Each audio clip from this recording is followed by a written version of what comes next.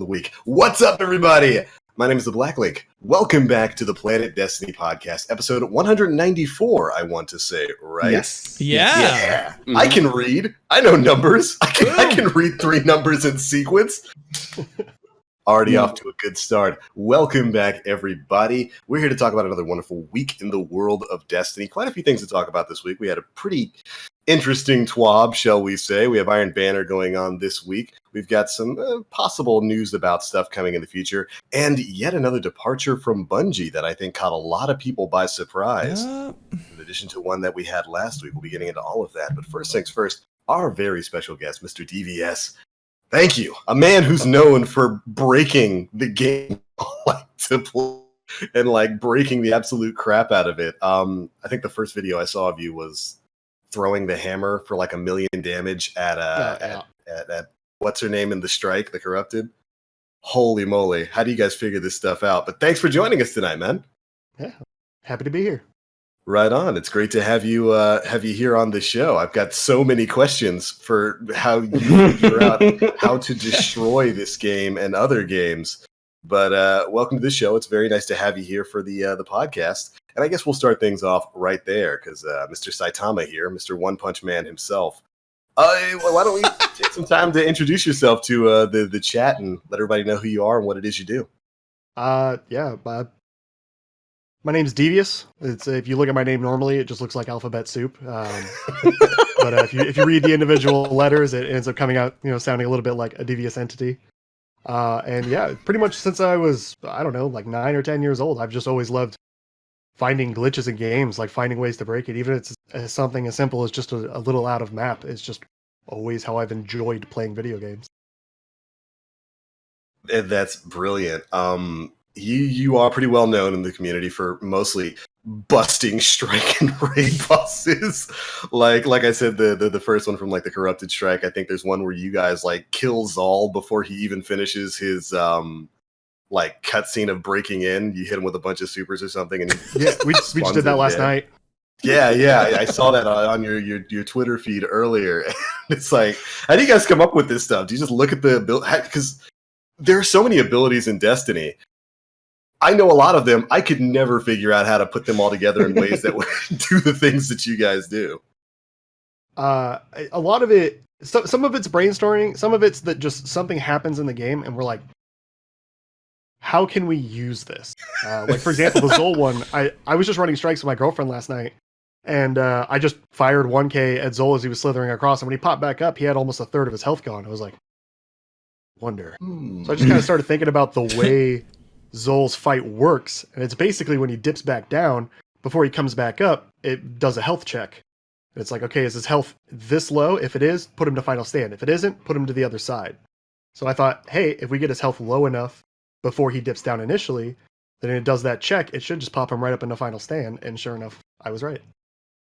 Wow. I didn't even know what I was watching when I saw it. Now, part of that was because I was on mobile when I saw it, but I just saw Zol scroll across the screen, then stand up, and then hit the ground. And I was like, I don't even think I had a perspective as to the supers that you used, or I think maybe at the very tail end of that, my eyes maybe caught a 1K voices firing. So if you guys don't know what we're talking about, Devious annihilated Zal before Zal was even born. And so I think you want to break it down for me. Was it Blade Barrage and 1K voices? Is that what I saw when I finally broke it all down? Yeah. Celestial would have been really good for that burst damage in the beginning, but there was no way to hit the crit because his mouth is already over the edge of the map.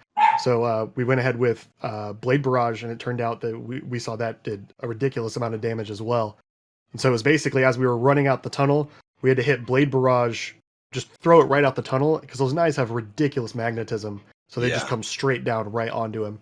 And then as we were jumping out of the tunnel, we had to get a burst of 1K at the tail end of his tail. And it was just enough to get him right to the immunity gate. Just forcing him straight into last. Just comes up and it's well. That was a particularly funny one. So you said basically ever since you started playing games, you've been interested in breaking them and seeing the kind of weird glitches you can pull off. So how did that all get started? What was what really pulled you into that? What really kind of got me started on it was way back in the day playing Halo. I remember this guy being in this ridiculous out of map spot that none of us could hit him from. And I was like, I want to learn how to do that. And so I started just goofing off, and it kind of started off in the campaign because that was kind of my first introduction really to, oh, you can get out of these areas in these games. Like this, it's not like a perfect prison. And so I just started kind of goofing off, trying to find holes in the walls or walls I could jump over in the campaign, and then started finding those in multiplayer maps as well. And it just expanded to pretty much every game I played. And Except Anthem. Except Anthem. Yeah. They kind of I was really interested in eventually getting that game and breaking it, but then Glad getting banned, I was like, oh, okay, I'm not allowed to break that game. I was gonna say BioWare broke it for you. Yeah. They were like, Devious, we got you, fam. Don't worry. Don't sweat this one. Don't sweat this one. Yeah, it turns out they're just big fans of Devious's channel. They just wanted to break the game for him, you know? Show us support. There we go. It's perfectly fine.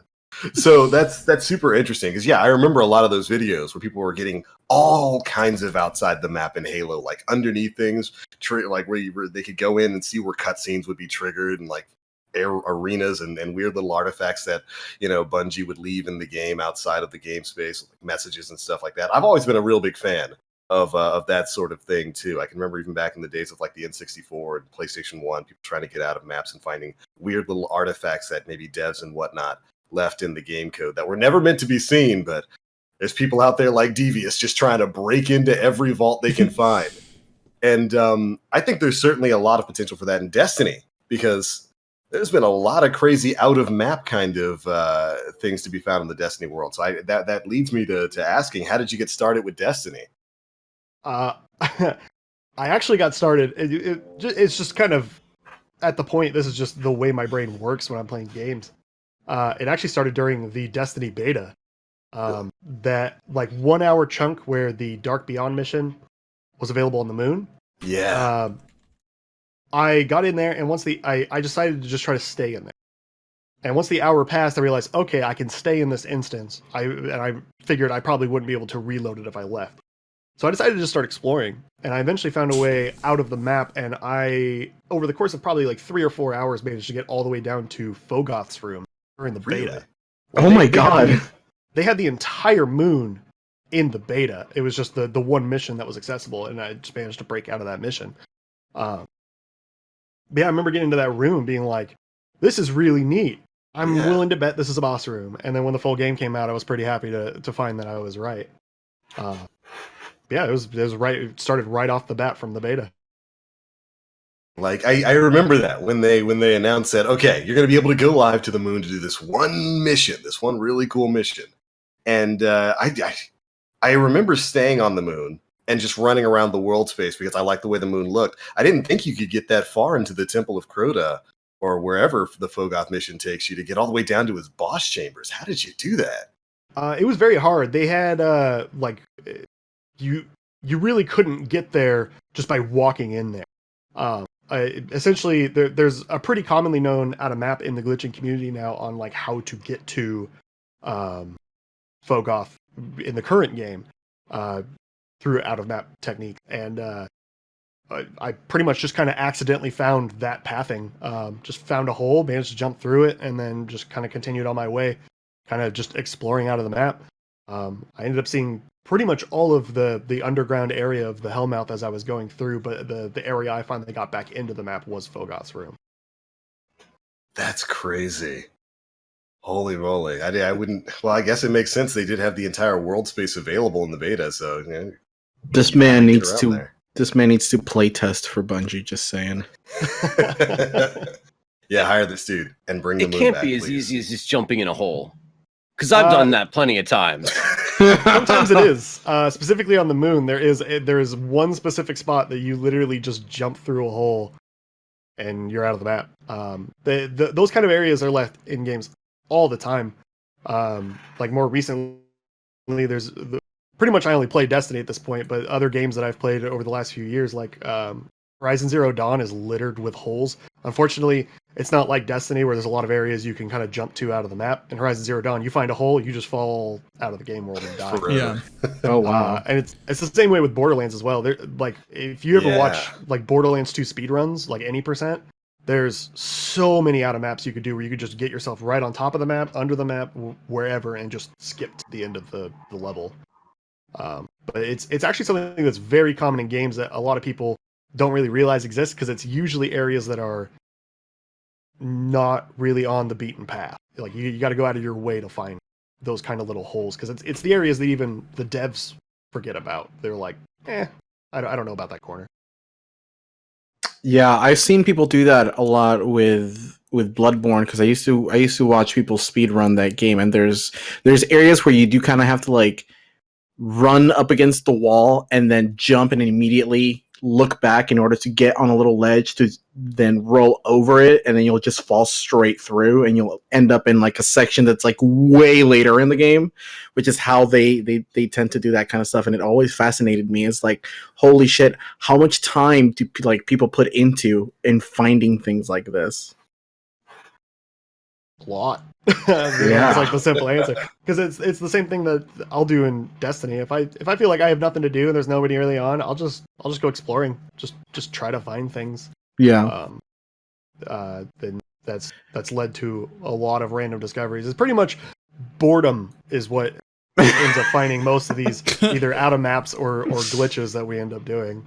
Right. That's insane, dude. And I'd imagine that takes so much trial and error just based off what I've seen, because sometimes when you get out of those map zones, there will be some solid areas you can jump to, some that you fall just completely through. And so it always blows my mind when people kind of figure out, like when Forsaken came out and people started glitching into the Last Wish raid by going out of the map and swinging around and underneath chasms and finding the little invisible ledges they could get onto. I don't know how you have the patience to figure all that out, man.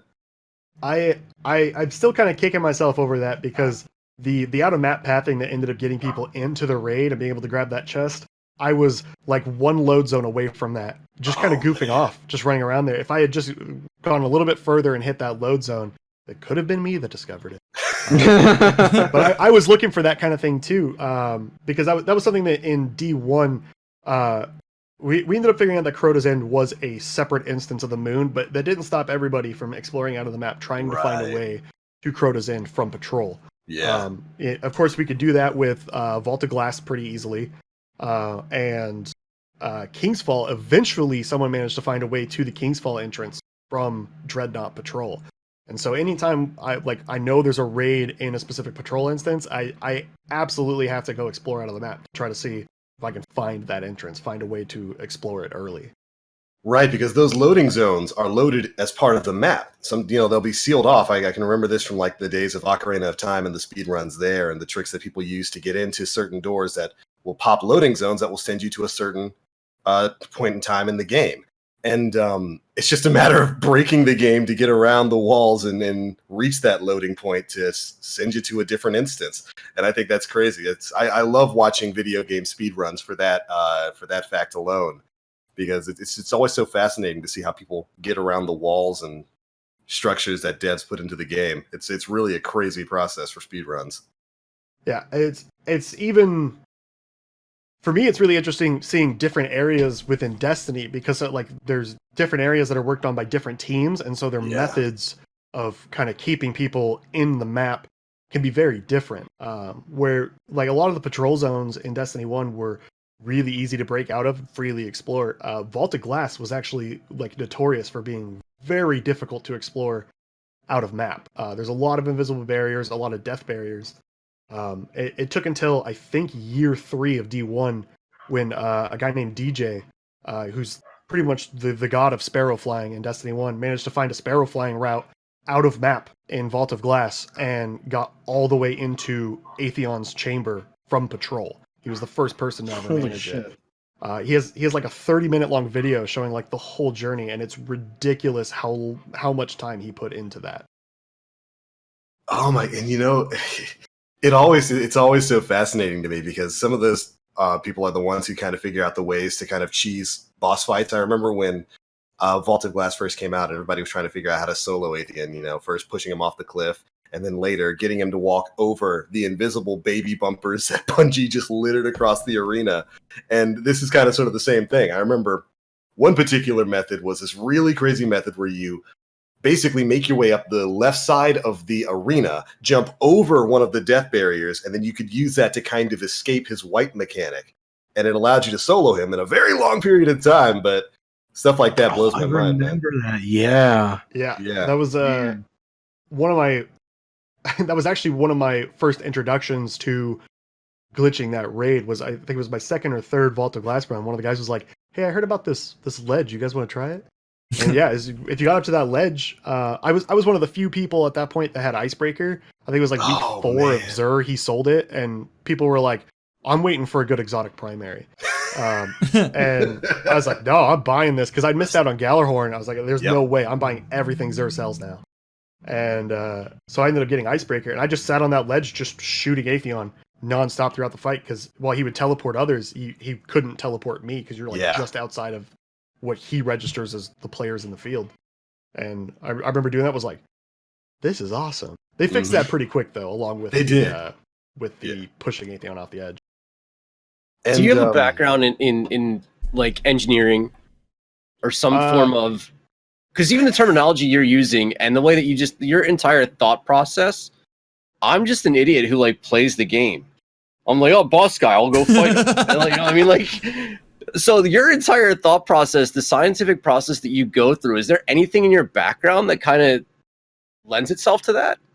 A little bit. When I was in the army, I was an EOD. I was a bomb tech, and through that, I made a lot of the like training IEDs for our guys to practice on, and I really dove into it, got really good with electronic circuitry and kind of like learning essentially like the pathing of it all, and it was basically a giant puzzle. And I've always been really into puzzles.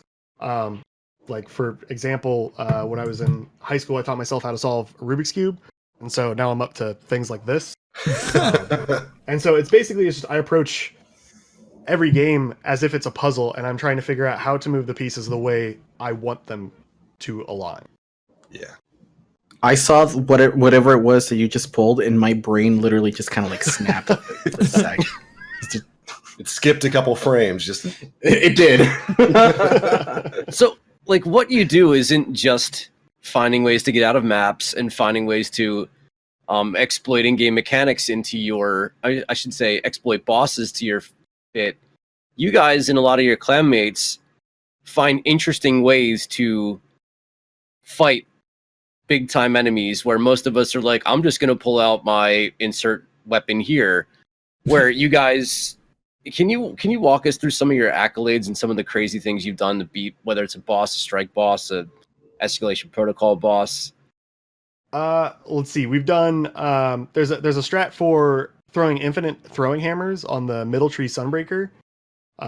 It's basically the way you can refresh your teammates' hammers, and it's a bit of an AoE effect. So if you just throw a hammer at your feet, it refreshes your own hammer because you're picking up that hammer, but it also refreshes the hammers of all the teammates around you. So if everybody kind of groups up, you can have one person just sitting there feeding hammers on the ground, and it's refreshing everybody's hammers as they're throwing it out at the boss. So we've done that to Valkor. We've done it to Callus. We tried it on Argos, but it wasn't a very fast kill, so we just kind of abandoned it. We recently did it in Escalation Protocol because we figured out that it doesn't have to be somebody in your fire team. It just has to be a friendly guardian. And so we were able to do it with, I think, 7 people throwing hammers all at once. Oh my god. I saw that. That was on the bridge, right? Yeah. And that was one of those ones where I was sitting there, it was just me and CG one day, we're just goofing off. And we started doing it on just the level 1 boss. I was like, I think we could do this if we got 9 people. And I think it was like the next weekend we got people together and decided to try it and got it first try. That's so ridiculous. So like basically anytime we find anything like that, we want to try to find every avenue that we can use it on before it ends up getting patched, because those things always get patched. Yeah. For example, a lot of people probably know about when Rat King got disabled when Warmind first released. Yeah. That was my fault. That was y'all. So a group of us went into, because when Warmind released, they updated Rat King to make it really good, to make it what it is now. So we decided, while we were just going for our powerful drops, prepping for Fire Stars to drop, we're like, let's go run a Prestige Leviathan with Rat King only, just to goof off. I remember the first encounter was pools. We got through pools, and afterwards I realized I had 8 curtain call rockets, which at the time the max you could have was 6. I was like, why? And when I pulled it out, it had 3 in the mag. And that was really what tipped me off with, something's going wrong here. And everybody else started looking at their stuff and realizing, they had more ammo. So after about a half hour of testing in the underbelly, we figured out that the Rat Pack perk, which increases Rat King's fire rate and ammo reserves, if you separated entirely and then pulled out, say, your rocket and then walked back in to get the Rat Pack ×5 perk, that would now be applied to whatever weapon you had equipped when Rat Pack applied to you. So we did that to get everybody to get 11 rockets in their curtain call,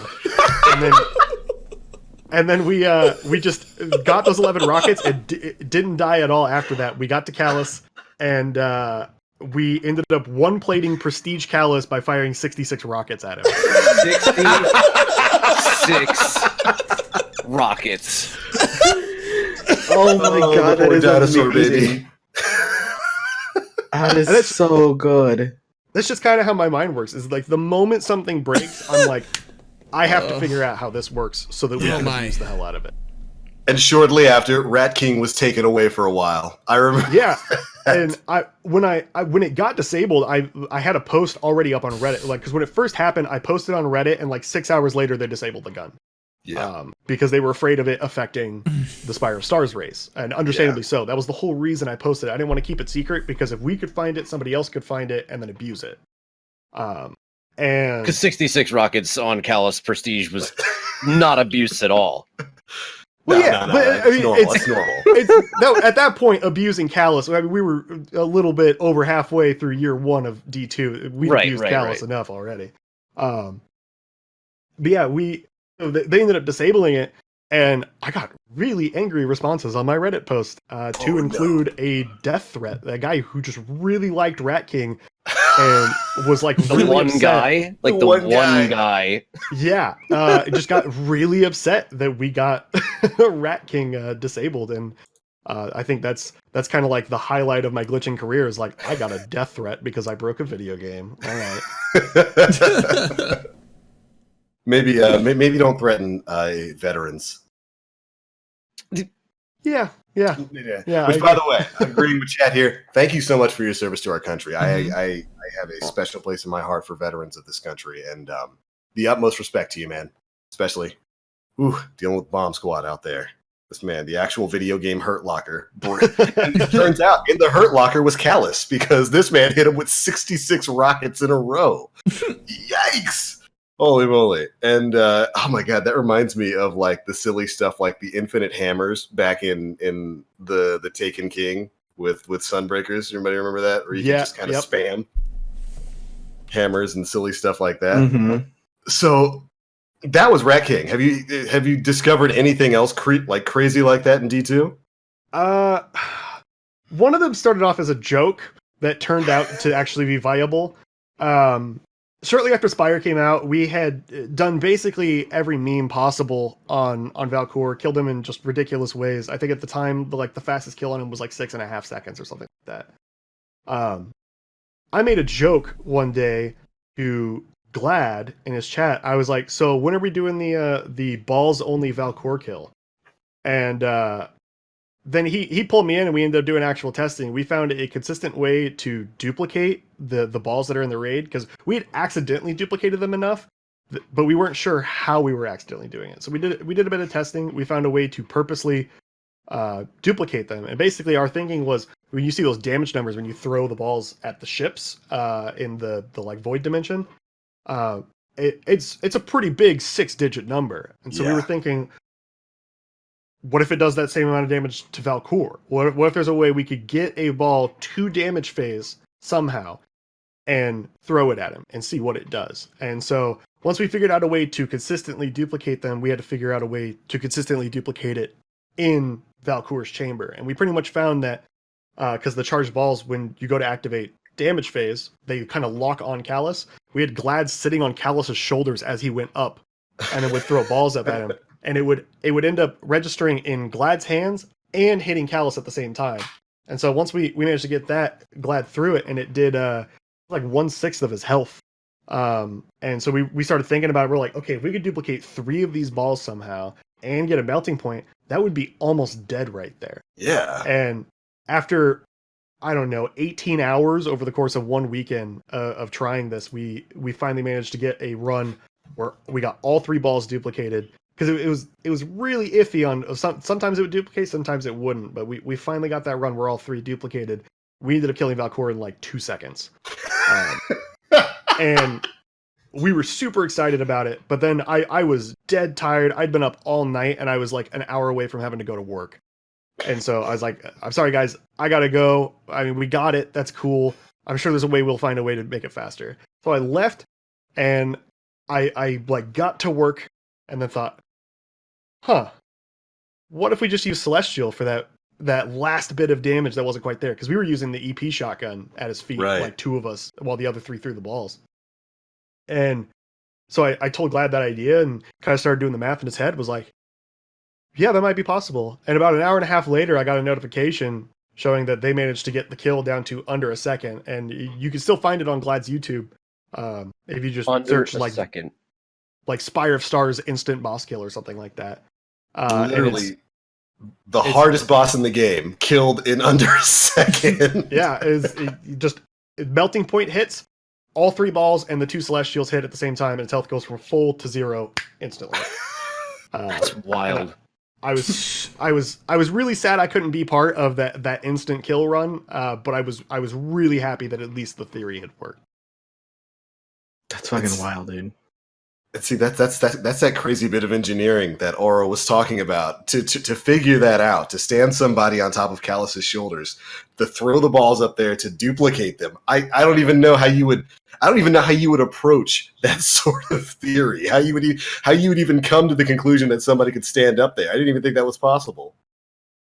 Neither did we till we tried it. Yeah. That's basically what ends up happening between the Be Bold boys and the Redeem guys. Is like sometimes we just get together and it's like, hey, what if this works? And we just try it. More often than not, it actually works. That's glorious, man. And I certainly couldn't have happened to a better boss. I hate Valcour. That guy sucks. That guy sucks. I really, really like Spire of Stars. I thought it was just pure when you do it without doing it Devious's way, like the rest of us normal players out there. It's a chaotic environment. It takes a lot of attention. There's a lot of moving parts going on all at the same time. I really enjoyed it once I understood it, but it took me a few runs through to actually even understand what was going on in that room. I kind of wish Spire of Stars moved a little bit more forward with everything else, honestly. I definitely think that is the hardest raid fight in D2. And it's because there's so many fail states there before you even get to damage. There's like 5 or 6 fail states. If you fail any one of them, restart. And I think that's it's a lot more strict than something like even Riven. You know, I think Riven's a lot more forgiving than the Valcour fight. So it makes me happy that I should ask Devious how many different ways he's killed Riven. Oh yeah. Actually, not that many. Most of that has been done by Glad. The only thing we really did was when at one point a few months ago, Syntheseps were pretty busted, and would where they have the 2x super damage. They would multiply the effect of your Well of Radiance by 2 times. Like while you're standing in a Well of Radiance with Syntheseps on, it would just give you double damage. And so we at the time there weren't a whole lot of people that were playing pretty regularly, and so we would only be able to get 3 or 4 people in at a time. But it's like, hey, let's go get some keys, and we could do it with 3 or 4 people pretty easily because of the Syntheseps. Like, it just go in and just one floor Riven with just no issues whatsoever. Man, that bug was particularly frustrating in Gambit. Let me tell you, man. Whenever I I solo queue often in Gambit, and when that was active, I would always just check the roster. And sure enough, the moment I land on one character, it's a Titan, it's a 4-stack. And if the first dude is wearing Syntheseps and had a Night Kilos, I'm like, oh my god, I know exactly what's gonna go down. And literally, the first time like I encountered that, I actually have that on my YouTube. I checked all of them. 3 of them were Titans. 1 of them was a Well. I'm like, who's gonna win this round? And just moments later, the Primeval spawned, and in an instant, that thing was just deleted.exe. And I'm like, this is great. This is cool. I'm just not gonna play Gambit for a bit. Peace. Yeah, I'm definitely guilty of doing that. We did that a lot. We got a lot of hate mail for it too. Understandably so. I mean, like, yeah, if I had at that time a dedicated team to go in to play Gambit with when I go in, then more often than not, I'm sure we would have done it as well. But playing by myself and then seeing that mess go down, I'm like, nah, I'm sorry, nope, I'm out. I'm gonna go run strikes until like my eyes bleed. Run strikes. Be safe and run strikes. Yeah. About teams of 5 spectral blades. Yeah, that's the new one. Still got a bit of a problem with that, huh, Aura? Whatever. There you go. That's how you really feel about it. What do you say we jump into some of the news we have to talk about for Destiny this week? I think that's a pretty good introduction into the show. We got another week in the world of Destiny. We've got Iron Banner going on right now. Anybody had a chance to play it? Yeah. Yeah. Anybody get that fusion rifle? Yes. Nope. Yep. Would you like to tell everybody about it, Nem? You want to get something off your chest here? It's just not. It's not actively worth the grind for it. It's a decent. We were actually talking about this before the show went live, and it's a decent fusion rifle in PvE. Like, it's actually pretty great in PvE. The demolitionist perk it's great, but it's not worth an active grind to use it in PvP. Like, the air intel will outperform that fusion rifle a million different ways. It's decent for like short to medium range combat. If you're lucky enough to manage to get the 4-bolt kill at long distance, don't rely on that because it's not going to happen as consistently as the air intel can. But in PvE, the Wizened Rebuke with the Demolitionist perk is pretty fantastic. I mentioned beforehand to these guys, 4 kills with it will completely regenerate your grenade, because each kill gives you about 25% of your grenade charge, which leads to some fun loadouts. Devour Warlocks, Warlocks with Getaway Artists.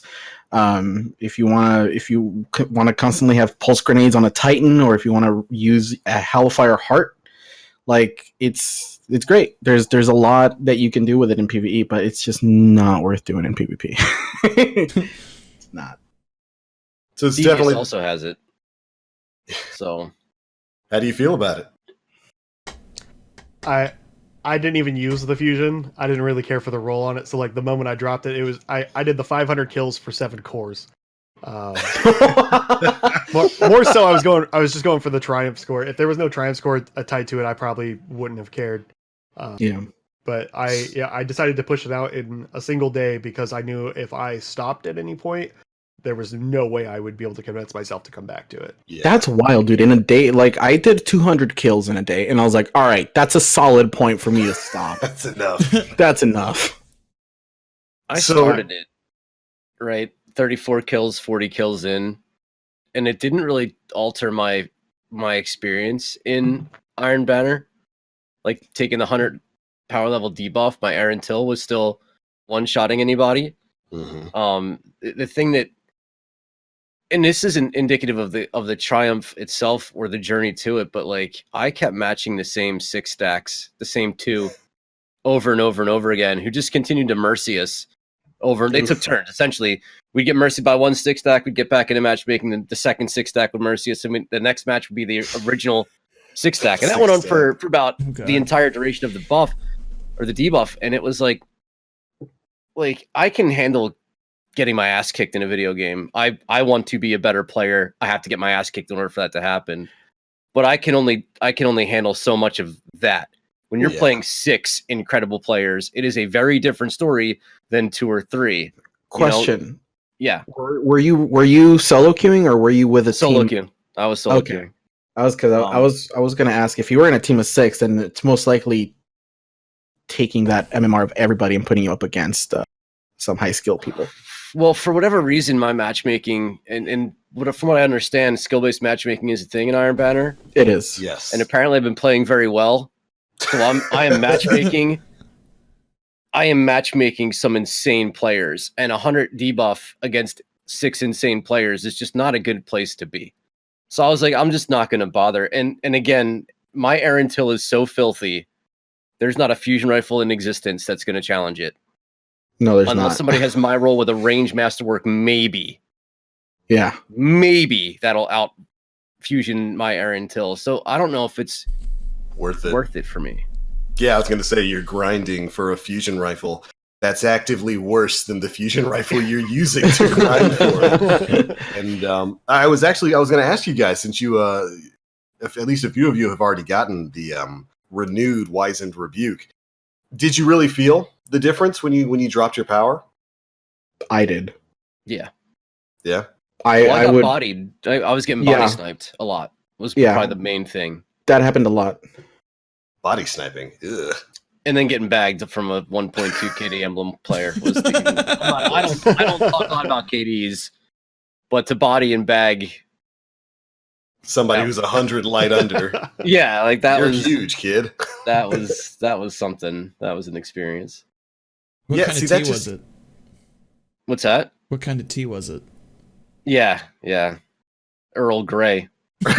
Ooh, distinguished bags for this gentleman. And that just to me, I played a bit of Iron Banner this week. It's the first Iron Banner I've actively engaged in for like the last 3 or 4. And but I haven't tried the whole 100 power less because I've still got my Wizened Rebuke from year 1. That was probably my favorite fusion rifle from year 1 of D2. And I couldn't convince myself to do it. Once I saw the roll that people were getting, and I saw, loaded question is better. This Arental I have is better. My year 1 Wizened Rebuke is better. There wasn't really any reason for me to grind for it, other than the hope that once you finish this, maybe the Wizened Rebuke would, move into the Iron Banner drop pool, so you could get randomized rolls of it. But apparently, that is not the case. Not yet. Yikes. Is that supposed to be a thing that's happening? Yeah, so DMG has mentioned on Twitter that in a future update, I don't think it's going to be the update that's coming in early April, but it's May. Planning. It's May in May. Get random rolls. So not April. So if it's not April, it has to be May. Yeah, so that's when the Wizened Rebuke will get dropped into that loot pool, only when you've already acquired the Atlas Unbound Triumph.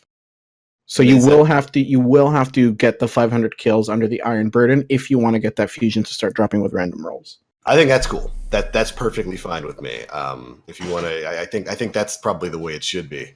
But when I was trying to convince myself to do this and just decided, nah, I'm just gonna go body all the people who are grinding for this fusion rifle with my high power level, I thought to myself, what would get me to willingly do that? Because I think it's a cool idea, giving yourself that optional handicap for an enhanced reward. I think that's something that is fairly inspired within here or within Destiny 2, and that they could work with that for other activities, but the reward really needs to be up to par. And I saw a post on the Destiny the Game subreddit that really kind of sparked my interest, saying, what if instead of a redone version of the Wizened Rebuke, what if it had been the Saladin's Vigil, which is a classic fusion from D1? Yeah. What if that had been? I would have had those 500 kills in immediately. Same. Day 1, right? Immediately. Same. I never got a perfect roll. Saladin's Vigil back in the day, I had a really mediocre one, so oh my god, that would be a dream, dude. The big problem goes back to the loot pool just being mediocre. There's just nothing in any of the Iron Banner weaponry outside of a Bite of the Fox, right? The sniper rifle, the kinetic sniper, is really about it. And people look for snapshot on just about every sniper in the game right now. But Yeah. that's kind of the only thing in the loot pool that's even grasping anybody's eyes. And there's a really good chance you got one if you played the first season. Yep. This time around. The other thing that was interesting was that they made the weekly bounties +1 drop instead of being their +3, +5, or whatever that they were in seasons past. Yeah. And I really don't understand why that. And I'm hoping somebody can give me a comment and say, make me understand why that was the case. Because I didn't hear anybody even talking about any of that being a thing. That was a mistake, wasn't it? I don't think so, because that was a change in the TWAB. They were like, we're making Yeah. weekly bounties easier for you to do, but they're going to be a +1. And I'm like, well, if it's a weekly bounty that's easier to do, is that a daily bounty?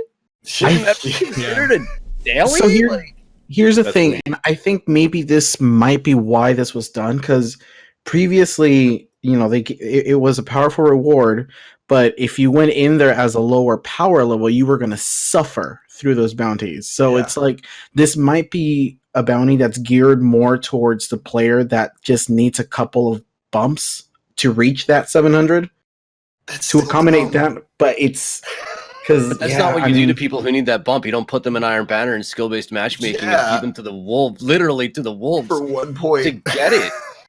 And they are easier to do, but there's still a time sink. It's not like you're going to get them done in a game or two. There's still something that's taking time to do, and I just want to understand where it came from, because it was they were rather difficult to do. I think one of the ones that was more challenging was creating orbs as a character. Yeah. So you ran into a lot of bubble titans just to get the 2 orbs to drop. You ran into a lot of well just to get the 2 orbs to drop, and then you ran into spectral, but 47 orbs. But so it's like they lessened that load, but PvP players already have such a hard time advancing in power level in game. This was one of those paths forward for the PvP community to grasp a hold of and truly enjoy, versus beating our heads against the wall doing strikes, which I did 4 out of the 20 to get the service revolver, and I had enough. So I just don't get it. I want to know where that feedback's coming from, or that decision making came from. And maybe you guys can shed some light for me, because I'm not buying what Nem's selling.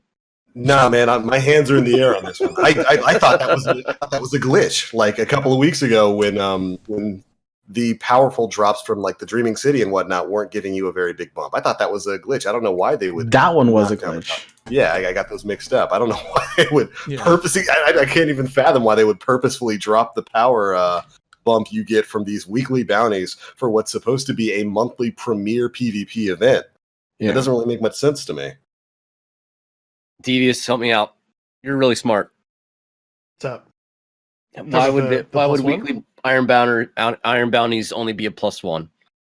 Did they ever actually state that it was exactly just going to be a +1, or did they just say it was going to be? I sworn I read it in the TWAB that there was a change in Iron Banner where there were going to be +1 rewards.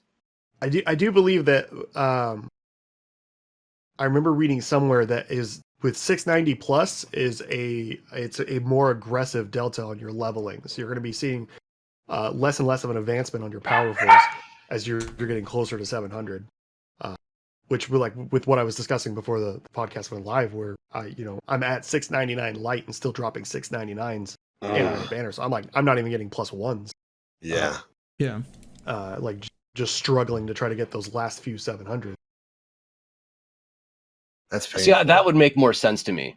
But my character started at 680 when I first jumped in, and I was still getting a +1. I was still getting a 687, 688, whatnot. My prime engrams were dropping with huge differences, and Valor being triple Valor was helping as well. But where you're talking about specific to Iron Banner and bounties that were specific to it, I don't want to consider what's going on the outside of that system. I don't want to talk about what's going on with the increased Valor. I want to talk about what's going on with prime engrams, because they're whatever code for the game. But so that was the thing that really got me. I'm at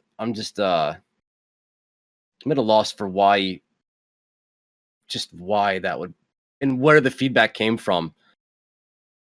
Someone, I think it might have been Nim, just posted the link to he confirmed a weekly bounty should be expected +1 power gains upon completion, granting gear specific to Iron Banner.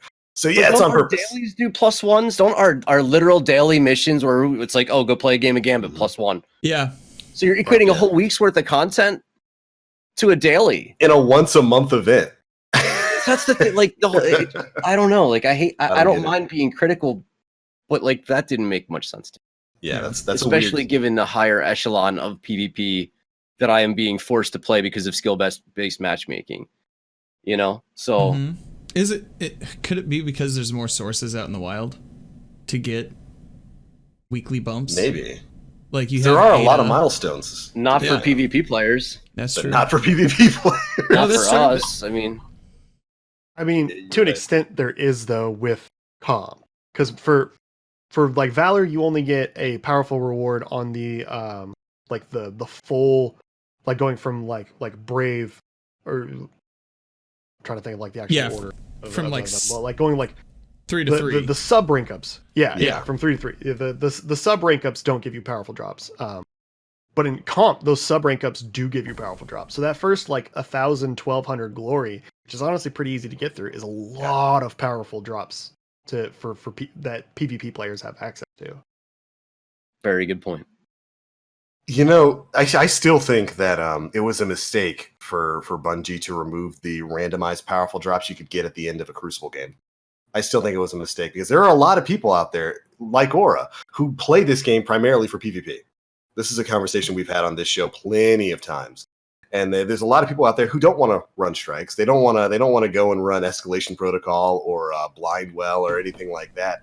They want to get out and play PvP. That's what their home is. And there's really you get the short end of the stick that way a bit in Destiny 2, whereas in D1 you at least had the chance of getting a powerful drop at the end of every game, especially if you were terrible. Especially if you were the bottom of the score sheet. Here's your Gjallarhorn. Here's your Gjallarhorn or your Icebreaker in one shot. Yeah, the whole loot thing was lit up for just that player. Enjoy the next game. Days. And I kind of would go back to that. I think I like the ranking system that we have in D2. It needs work, I still think, but I don't see why they wouldn't want to drop powerful things give a chance to drop powerful stuff at the end of a PvP game. I don't know. Maybe I'm just nostalgic for D1. What about going back to the scores the way that they were in D1, where it actually shows the loot in your little like swatch kind of thing versus it just like dropping on your screen? Although I guess we don't really get mad at as much poor players when the person on the bottom of the score sheet gets all the really good loot. You know, I guess there's. I get the feeling that's why that was removed. When you say it out loud, it makes more sense, right? I still want to see it though. Stop raging at Timmy No Thumbs, who gets a Gjallarhorn every time he loses a game. Still want to see it. I do miss that. Even then, if you're in a party chat with them, like, oh my god, guess what I just got? And then you boot them out of the fire team. Something you didn't deserve. You definitely did that, didn't you, Dan? On more occasion than once. I'm the good luck charm for 1K voices. There's a lot of people. Well, then let's raid on PC, dude, because your boy needs it. I just got the season pass, and I got to do the catch-up bounties. But yeah, let's do that. Which actually, speaking of 1K voices, that's going to be seeing a drop buff in the future, isn't it? Oh, thank God, Bungie. Yeah, this week's issue of the Bungie Weekly blog, this week at Bungie, they talked about update 2.2.1, I want to say is what it is, supposedly dropping on April 9th. And it's going to have a lot of quality of life changes, including increasing the drop rate for the 1,000 voices, doubling, tripling, or more for stuff like the Dreaming City cosmetics, so like the Ghost, the Ship, and the Sparrow, the Last Wish cosmetics, so the same 3 items from that. They're going to be increasing drop rates for lore books like Cade Stash, Dreaming City, The Tangled Shore. Yeah, which a lot of people who are trying to complete their collections are going to be very thankful for. Cool stuff there. I think that's certainly nice to hear. I've run a lot of Last Wish and still haven't seen 1,000 voices, so maybe we'll actually get a chance to get our hands on that aura. Can't have it. I want Cursebreaker more than anything, and I need the Palace. I got everything except for the ship, Palace Galliot. It's all I need, and I've never wanted a title more because the medallion and the seal is so gorgeous. Like for me, it's the most pretty one out of all of them. And the Dreaming City is gorgeous in of itself, but that medallion itself is just so pretty. I just want it. I want to buy it. I want to give Bungie my money. I know they give it to the Bungie Foundation, but I want to give my money to the Bungie Foundation. Yep. I just please. So this is really good news. But so I'll tell you guys about my Fermi solution, which is the dead orbit ship in Destiny 1. Okay. And I don't know even how I even found out that it existed, because faction ships in D1 were so incredibly rare as a drop. Yeah. Super rare as a drop. And I grinded every week to the point where all I did was in Nightfall to get the buff for the XP, and I would farm VIP missions for patrols. Yep. To turn over rep. And on my birthday in 2015, I turned in a package, got the Fermi solution. One of the best birthday presents I ever got was from Bungie. They have no idea they even gave it to me. So part of me wants to relive that joy of having, like, it dropped and I was like, no fucking way, that just happened. Like, that just happened. Like, I'm sick right now on the couch. I must be hallucinating. My story must be kicking in. I'm crazy. That didn't just happen. So part of me really wants to relive that. And increasing the drop rates is kind of taking that away. And we all bitch about it.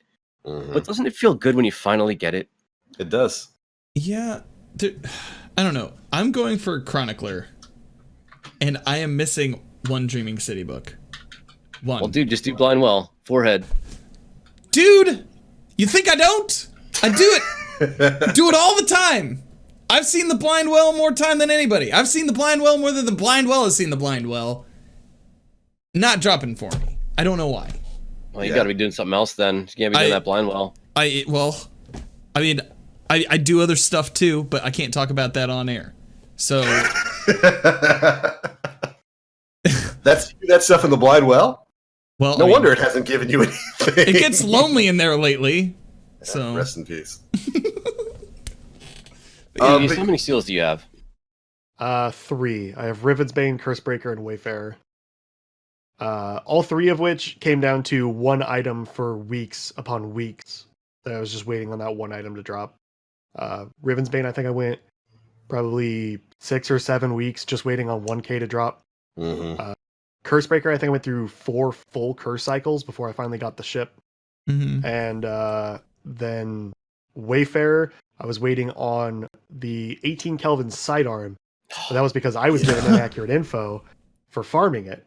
I was told, you could only get one of those weapon schematic drops per character per week. I was like, okay, so I was doing 3 per week. And then somebody told me, no, you can just keep farming it out. So one day I went for like 6 hours, finally got a schematic to drop. The first one I dropped that day happened to be the sidearm, and I finally had Wayfarer.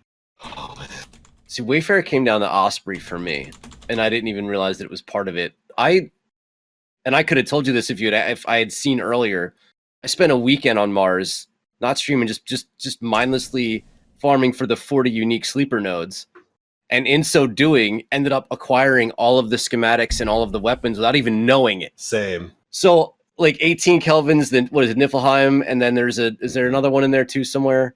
There's the sniper and the auto rifle, I want to say. Yeah. So, like, I didn't even know those were like even a hard thing to acquire because I was off working on something else. And I farmed the flying you-know-what out of resonant stems and whatnot just to be able to get to the 40 unique sleeper nodes, because I didn't know that if you unlock them in certain areas of the map, it meant it would give you one that you didn't already have in the other areas. So I'm just an idiot sitting next to what's-her-name and just popping them like popcorn, getting duplicates over and over and over again. Yikes. So it's funny how the misinformation works. So 3 seals. Nothing worse than looking back and thinking, I wasted all that time. So all of us would benefit from an increased drop rate, but do you think it's going to make it feel less special? Or have you grinded so long for it? I think with the amount of time that, especially some of this Dreaming City stuff has been out, I think most people will just be happy to get it, especially if they're pushing for their collections and their seals and whatnot. And they're just trying to get that ghost, or they're just trying to get that sparrow. I think most people would probably appreciate the bumped up drop rate, which I guess should be significant. They say that the drop rates have been doubled, tripled, or more for the respective activities. And I'm assuming that means drop rates will probably change based on like what curse week it is. They might be the highest when it's a full curse week, or Well, Well, I think the Palace Galliot was a problem because you only had an opportunity every 3 weeks to earn it. Shattered Throne. And then only three. Well, I think you had 9 chances, depending on it could drop from anywhere in the Shattered Throne. But because you had to wait for full Curse Week and be in Shattered Throne to get it, That's versus painful. you had an Ascended Challenge every week, you had a mission every week, and Blindwell every week for wherever anything else came from. Yeah. Did they mention anything about the Gambit stuff or no? They did not mention anything about Gambit. No. What about the stuff from I Gambit? was just gonna say, like, because do you need the Sparrow, the ship, and the Ghost for dredging? Yes, I think so. Yes. So I'm just curious as to whether or not those drop rates, because did they make it automatic where if you kill, No, so the way it was Chance. originally, it was automatic on the kill? it was after you got your Seething Heart, any kills of the Ascendant Prime after that guaranteed you one of those drops. But once they upped the spawn rate of the meatball, it's now after you get the Seething Heart, it's a chance at one of those items. Right. Yeah. I think Because they're trying to keep some, I don't know, RNG factor to Dredgen, because I think it's one of the easiest ones you can get. It is. I don't have it. You don't play Gambit? You don't like Gambit. Minor oversight. I think I'm like 5 or 6 meatballs deep now, just trying to get the ship. Like I already have the Sparrow, and I'm at like 5 or 6 in a row now with no drops. And all I need is the ship and just one more reset. But I'm kind of in the same boat of I just don't play it much. Yeah, I would say the seal tied to Gambit, the Dredgen title, is definitely probably the easiest seal to get. If you're just actively, not even really actively, if you're just kind of passively playing Gambit, maybe a couple times every week or so, you'll get to it eventually. Yeah. And at least you'll get most of the challenges done outside of the random drop with the meatballs and whatnot. I think that's the only thing that I'm missing from the Dredgen title right now. It's just meatballs, and I don't play actively enough to see that darn thing. But I'm happy that they're bumping up the drop rates for these cosmetics. I think it's a good thing. I think a lot of people who are banging their heads against the wall trying to get certain titles and seals done, who haven't gotten some of these RNG-based items, are probably going to appreciate it. Not too bad. Yeah. But those aren't the only quality of life changes we have coming in Update 2.2.1.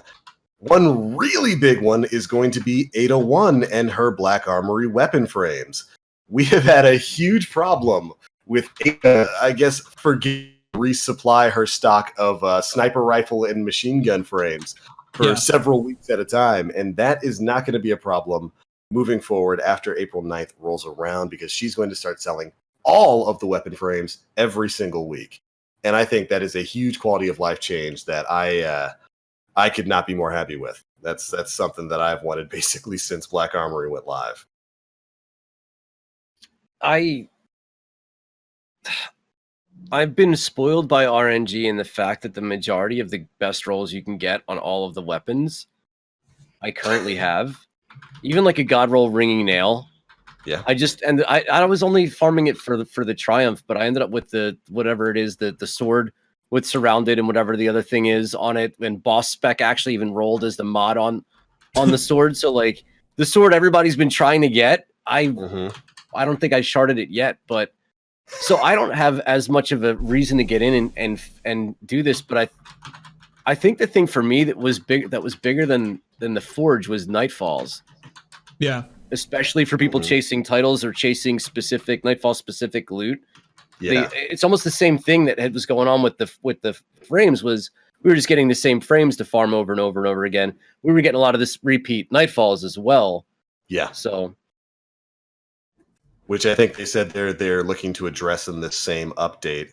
So that we don't get this same couple of Nightfalls like 3 or 4 weeks in a row while people are tearing their hair out looking for the corrupted. I really need to get that pulse rifle. Yeah. Which one? The one from this week's Nightfall? Yeah, the Horrors Least. Took me 8 runs to get it after 100k with the emblem on, and I deleted the shit out of it as soon as it dropped. Yikes. I just need it for Cursebreaker. The only reason I needed it was for Cursebreaker. It's nothing is going to take away my Aaron Tilf. I don't even know if it's an energy weapon or not. I think it is, but I don't even know. Yeah, it is. Currently. Yeah. I haven't. I don't care enough to try to run for it. It's not a fun strike to run over and over and over and over, unless you're devious and you you throw a hammer and you rally barricade, kill the strike or something. Whatever trick you guys are working on next. Yeah, when that strike first, like the very first time it was the Nightfall, a few of us went in there to farm it, and 2 of us dropped the pulse rifle on our first run, and the 3rd got on the 2nd run. So I've never really had to farm that strikeout, and I'm like, anytime it comes up in the strikes playlist, I'm kind of thankful I never really had to farm it. Like, this is nice. This is a really long strike. It's a great strike. It really is, but it's not one I particularly enjoy doing over and over and over again. There's a lot. It's a long one. Even if you're speedrunning it, you can't die in the boss room and respawn there and continue to farm the boss over and over again. And one little foul up, like, just her hitbox for her head is so tiny with Celestial that one little, like, and the damage drop off between hitting the shoulder and hitting the head on a Celestial is the difference between killing her before you teleport or having to go through the Shadow Realm to get it, which adds another 2 or 3 minutes depending on what's going on, because nobody has supers anymore. So it was a process, but we got it done. We got it, and now I never have to run that Nightfall ever again. There you go. Very nice. I can't convince myself to do it. I only just got the Braytech rocket launcher. Like what, Nim? 2 weeks ago? Yeah, we both did actually. Yeah, well, we were freaking Osprey. I think we were doing. Yeah, we were just farming Nokris for like Thorn or some kind of quest. Yeah. Oh, hey, we got this rocket that we've been looking for like a year. Rest in peace. Yeah, I don't know if I can put it in for the corrupted. Like, I just have to pray to RNG and hope that I get it my first try. Yeah. And if I don't, oh well. See you, Livy. That's another strike boss that Devious had done science on, right? And the very day that Wardcliff Coil got a buff, the very first thing that you did. Oh, no. I'm pretty sure it was the first thing you did that day. Yeah, right? It absolutely was. Take us through that, please. So several months ago, there was just 2 of us that were farming for the rocket, and I realized, oh, we like barely have to fire like a little bit over 2 bursts of coil, and he's dead with just 2 of us. Yep. So I was like wondering, if I do this solo, could it be possible to get the kill in before he goes immune? Because Nokris's immunity gate is really tight. You only have a couple seconds. Yeah. So I decided to start trying it. And I maybe spent 4 or 5 hours in there. And repeatedly, I would get him to just a sliver of health. But I eventually came to the conclusion that it was just going to be pure luck to get that solo melt. And I didn't want to see how many hours more it would take to get that luck. And so I just kind of gave up on it. And so then the moment they said that they had buffed Coil, I was like, that's possible now. I'm going to go do it. So first thing I did was just go. I went into the Nightfall, and I set my well, hit him with the empowering melee, backed up, fired 1 burst, and he was dead. I fired a second burst because I didn't expect 1 burst to kill him. And in the clip, you can like see it. I just stopped for a moment because I was so shocked. I was like, did that just kill him in 1 shot? So, needless to say, I'm a fan of the coil buff. Yeah. Such a random buff too. Like, I was not expecting a 115% damage to bosses on the coil. Like, that's gnarly, dude. What happened that day though? Because like no one else, I don't think anybody else ran into a Nightfall to 1 shot. Like, was that a DLC drop day or something? What? Wasn't just a patch, was it? I think it was just a patch. Yeah, it was the last update, if I'm not mistaken. I think it was the update that brought us Thorn, I want to say. Thorn? I thought it was the Season of the Drifter. It might have been the season of the Drifter. That's what it was. It was Season of the Drifter, and here's Devious, and like, instead of doing anything, here's Devious in a Nightfall, 1 shot in the boss. That was a good one, man. That was fun to watch. That kind of goes back to the whole, I'm not a huge fan of Gambit, and so I was like, Gambit themed DLC, I'll take my time with this, and so that it was, I just went through the patch notes, was like, okay, what dumb stuff can I try in the meantime? And that caught my eye immediately. Chap brings up another good point with the Prospector. Didn't you guys like throw a bunch of grenades on the track for that one Vex boss? Yikes! And then just blow up the smithery. Just yeah, that was that was an idea I had I think back in Warmind was when we originally attempted it, but it was like we couldn't get the full damage out, so we had to like use Celestials to weaken him and then line the tracks, and then he went over it. But then like with Prospector getting like Prospector itself got a huge buff with its damage over time and everything, and then grenade launchers in general got a buff. I was like, oh, we could do this easy. And so yeah, we just shot him a few times so he would start moving along the track, set a well, and then just line the track with Prospector shots. And as soon as he goes over them, they all explode and kill them. That's insane. You gave him the Home Alone treatment. Super fun to watch. Dude, Prospector, like, I want to say Prospector melts ribbon faster than Clusters did. Oh, it is so good. I've done that. Yeah. You can use it against Vorgoth now, too. Yeah. I haven't used it against Vorgoth. We still just use Acreus on Vorgoth because it's quick. Ooh. I don't Vorgoth. have my Acreus yet. So fun. Oh yeah, Acreus is super good now with the damage buff it got. Oh, I finally got my my masterwork completed for that Acreus, so I can hold up to like 6 or 7 rounds in that thing. 6, yeah. It's so gnarly, dude. It's so gnarly. See, I love that. I love that there's so many super powerful options in the game right now. I don't know why. I don't know who or why or what dev at Bungie looked at Wardcliff Coil and was like, 115% Gjallarhorn damage 2.0. Like, here we go. I don't know who you are, but I love you and thank you because good lord. It was Josh Hamrick on his way out the door. He's just like buff everything. And Deuces. done. Bye. Yeah. That's great. It's great. And then thank you so much, Devious, because when we were farming Nokris, that's what we were doing. Just Wardcliff, bloop bloop. He's dead. There we go. Yeah. That was good stuff. That was gnarly. So, we just mentioned Josh Hammer. We talked about him last week. He's leaving Bungie. We found out somebody else big up there in the Sandbox team has said goodbye to the company. I think Friday was their last day. One John Wisniewski, who is one of the big heads for Sandbox there and has been in charge of a lot of things for the game, really, really way back from even Destiny 1. Kind of came as a surprise to, I think, a lot of people. What'd you guys say? Absolutely. It started some waves, is what it did. You think so? The really Reddit got blew some up. people talking. Reddit blew up completely. I think there's like close to 1,000 responses to that now. Yeah. Like, I don't know, people like I said it at first in our personal Planet Destiny chat that we have, but I was like, oh, what about PvP in Destiny 3? Rest in peace. Yeah, but dude, a lot of people think that PvP is going away in Destiny 3 now because 2 people left. It's yeah. Well, because those 2 people were good. Oh, I was just gonna say it's primarily it's because of the previous leaks that Anon did, but people are just trying to tie this into that kind of like feed that fire. Yeah. So, and because John Wisniewski in particular was known as one of the big PvP guys. A lot of the decisions that he is known to have taken part in did heavily affect PvP. He wasn't just the PvP dude. I think he was the head of the Sandbox team there at Bungie, which affects everything. That affects everything the way that your Guardian interacts with the play world and damage that you do, the strength of the exotics that you have. And Josh Hamrick, I do believe, was a Sandbox team lead as well.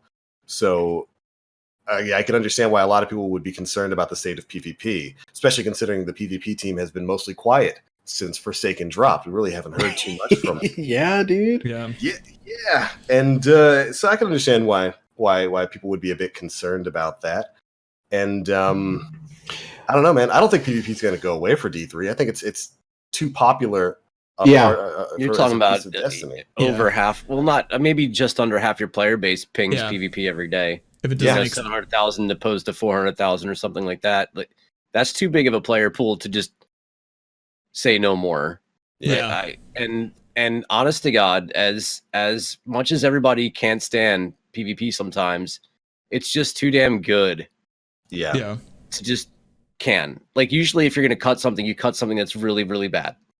Yeah. PvP is not really, really bad. Yeah. No, it's not perfect, but I just don't see the value in completely cutting it out. And I had this conversation with Nem and you guys in the Planet Destiny Discord. I was like, they're not going to get rid of PvP, right? And then Nem was like, well, maybe a fresh set of eyes is exactly what PvP needs to kind of get a kickstart and not bring some people back, but maybe ease some minds and make some changes that might benefit the entire player base versus just only Spectral Blades. So it's like... so it's... What? We lost our Dan. We lost Dan. Thanks, Sora. I broke Dan. This is unprecedented. I wasn't ready for that. So here's hoping, because I don't think PvP in SD2 is a bad thing. I think it's an amazing thing. I don't know that there's other shooters out there that feel as good as this game feels. I don't think any other game has gunplay as good as Destiny. I can't think of. I play games like COD and Battlefield and all that kind of stuff. And while those games are definitely snappy and good, I can't think of another game where the gunplay feels as smooth and as good as Destiny. I mean, there's something to be said for that. Personally, I don't think PvP is going away. I don't think so at all. I don't think it's going away either. Although I'm just going to put this into so people can just like flame me later. I would be totally fine if it just mysteriously disappeared one day. But it's too ingrained. You love PvP. What are you talking about? These are the thoughts of new plays and not Planet Destiny as an organization. We send all hate mail or angry clips to @NimPlays on Twitter. Oh, bring it! No, seriously. Like as much as that I play Crucible with you, Aura, and then on my downtime, I would not be. I would not be mad about it, honestly. But so you're just gonna run strikes? Just be like, but all right, this is where I'm getting at. But if by any chance somewhere in a parallel universe, if that was the thing that was going to happen, they would need to double or triple their PvE side of the game in order to justify something like that. But again, PvP is too ingrained in Destiny. It's like not only the gameplay, but in the lore as well. You have characters like Shaxx and Saladin, they're not going anywhere. PvP is not going anywhere. Yeah. So I don't know why people are freaking the hell out. It's like PvP is leaving in Destiny 3. Why? It's like, dude, they'd have to announce it right now. Yeah. They'd have to talk about it immediately if that was going to be part of the plan. I say this, but could you imagine them just launching it without saying a word? Destiny 3 is launched without saying a word that there's no Crucible? Yeah. I mean, again, I don't like to, delve too much into rumors and stuff like that. But with the whole thing that Anon was talking about, I don't know, God knows how long ago, but he mentioned that there was going to be a PvE/VP area in E3. Again, take it with a huge grain of salt. Mm-hmm. So I don't know. Maybe there's a reason why we haven't heard from Kevin Yanas in ages as well. Yeah, that dude disappeared. I know he's one of the big Crucible guys in the team. But it's not going anywhere. Chat, y'all can relax. Yeah. I don't think so either. Tell me what you think, dude. Don't let me hanging. Don't be an M. As much as I definitely enjoy the PvP in Destiny, I'm kind of one of those year one whiners where it's just pretty much since year one Destiny, it's slowly become a little bit less and less enjoyable to me. My man. I find myself far more on the PvE side of things. And being a huge Borderlands fan and super excited for Borderlands 3, oh man, I'm not gonna lie, the idea of a PvE only Destiny does sound really good, but I know that's the surest way they could kill this game because of how big the PvE. Yeah, absolutely. And honestly, the only reason why I would ever say that I would be fine if a future Destiny entry would, if I'll be okay with it with no PvP, solely due to the fact that a lot of the times, a lot of these balance nerfs that have happened is solely because of PvP. Mm-hmm. Nova Warp. Exactly. Nova Warp, a super that was already kind of irrelevant in PvE. It was super strong in PvP. What happened to it? It just completely got deleted. Slova Bomb is so strong. Why would you run? Yeah, but so right now. Slova Bomb, like you can easily get away with that in PvP. To turn a corner, that Nova Bomb is going to hit the wall. It kills me from across the map, even when it hits the wall. Slova Bomb, like it's incredibly situational in PvP. Like you would have to get somebody right in front of you in order to like the tracking moments are not enough to justify. Let me ask you this: is the fact? So you're talking about how a super gets nerfed in PvP, and now it is also nerfed in PvE. So is that a PvP problem, or is that a Bungie team not looking at the correct ways to make the changes to that super to make it effective in both? And I said this on the Bungie forums. I've pitched this to you guys. Give me a way to shut down supers reliably. Reward me for crit shots on a sniper. Give me a mod I can put on a weapon that will allow me to shotgun melee a super so that you don't have to make a change to it in the other environment. Make me a stronger Guardian in the Crucible so that your supers in PvE remain the same. So I don't think that's a Crucible problem. I think that's a fundamental in-game issue.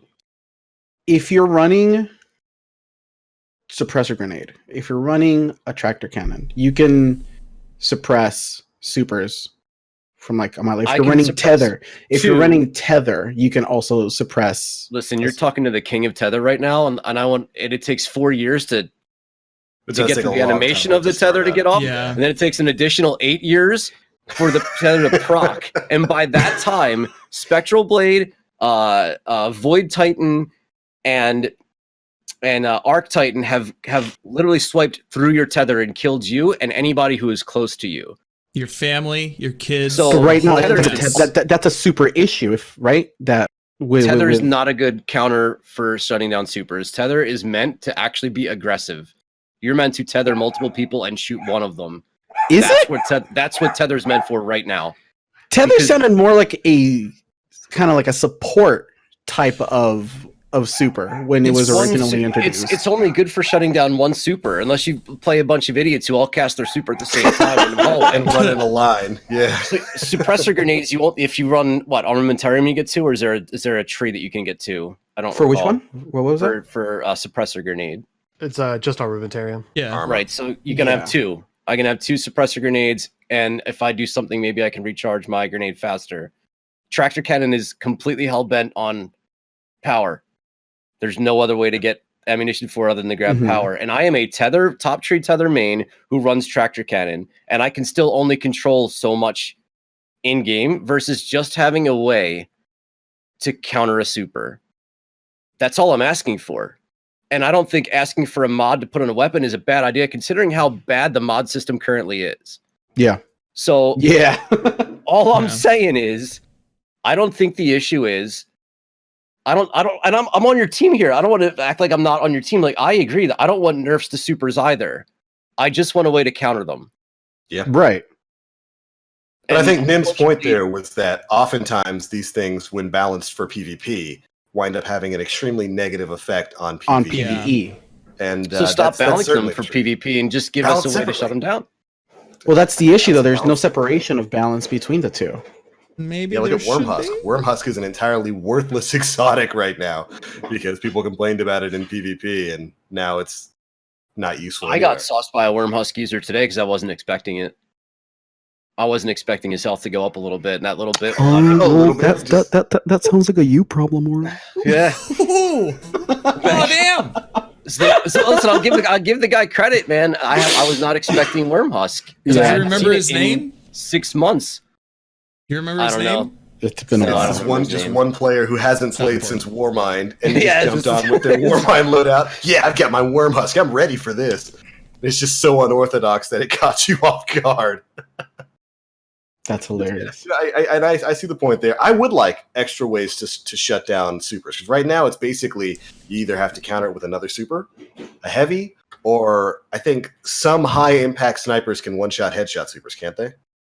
Like if you're running around with is not use burden. Yeah. Maybe Whisper of the Worm if you have Whisper breathing. And you got heavy up. But yeah, I miss the days of being able to hit with maybe a shotgun, landing all the pellets, and then just to shut down a super that's rushing in on you. And I don't know. I think maybe they could incorporate a mod that just, I don't know, extra damage to enemies in their super or something like that. I would take that trade off. Yeah. I would take a counterbalance or a range or whatever other mod I have on, and I put that on specifically because it is so incredibly difficult to manage. Because everyone just runs or panics and just spins in a circle.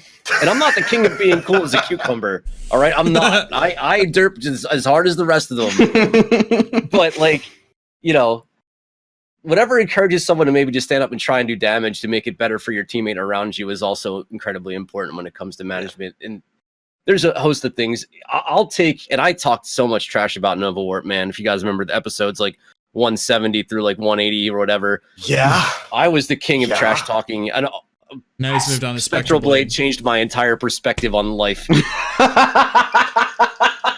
Stop hating. Absolutely ridiculous, but it absolutely did not deserve the amount of nerfs the deletion that it got from the game.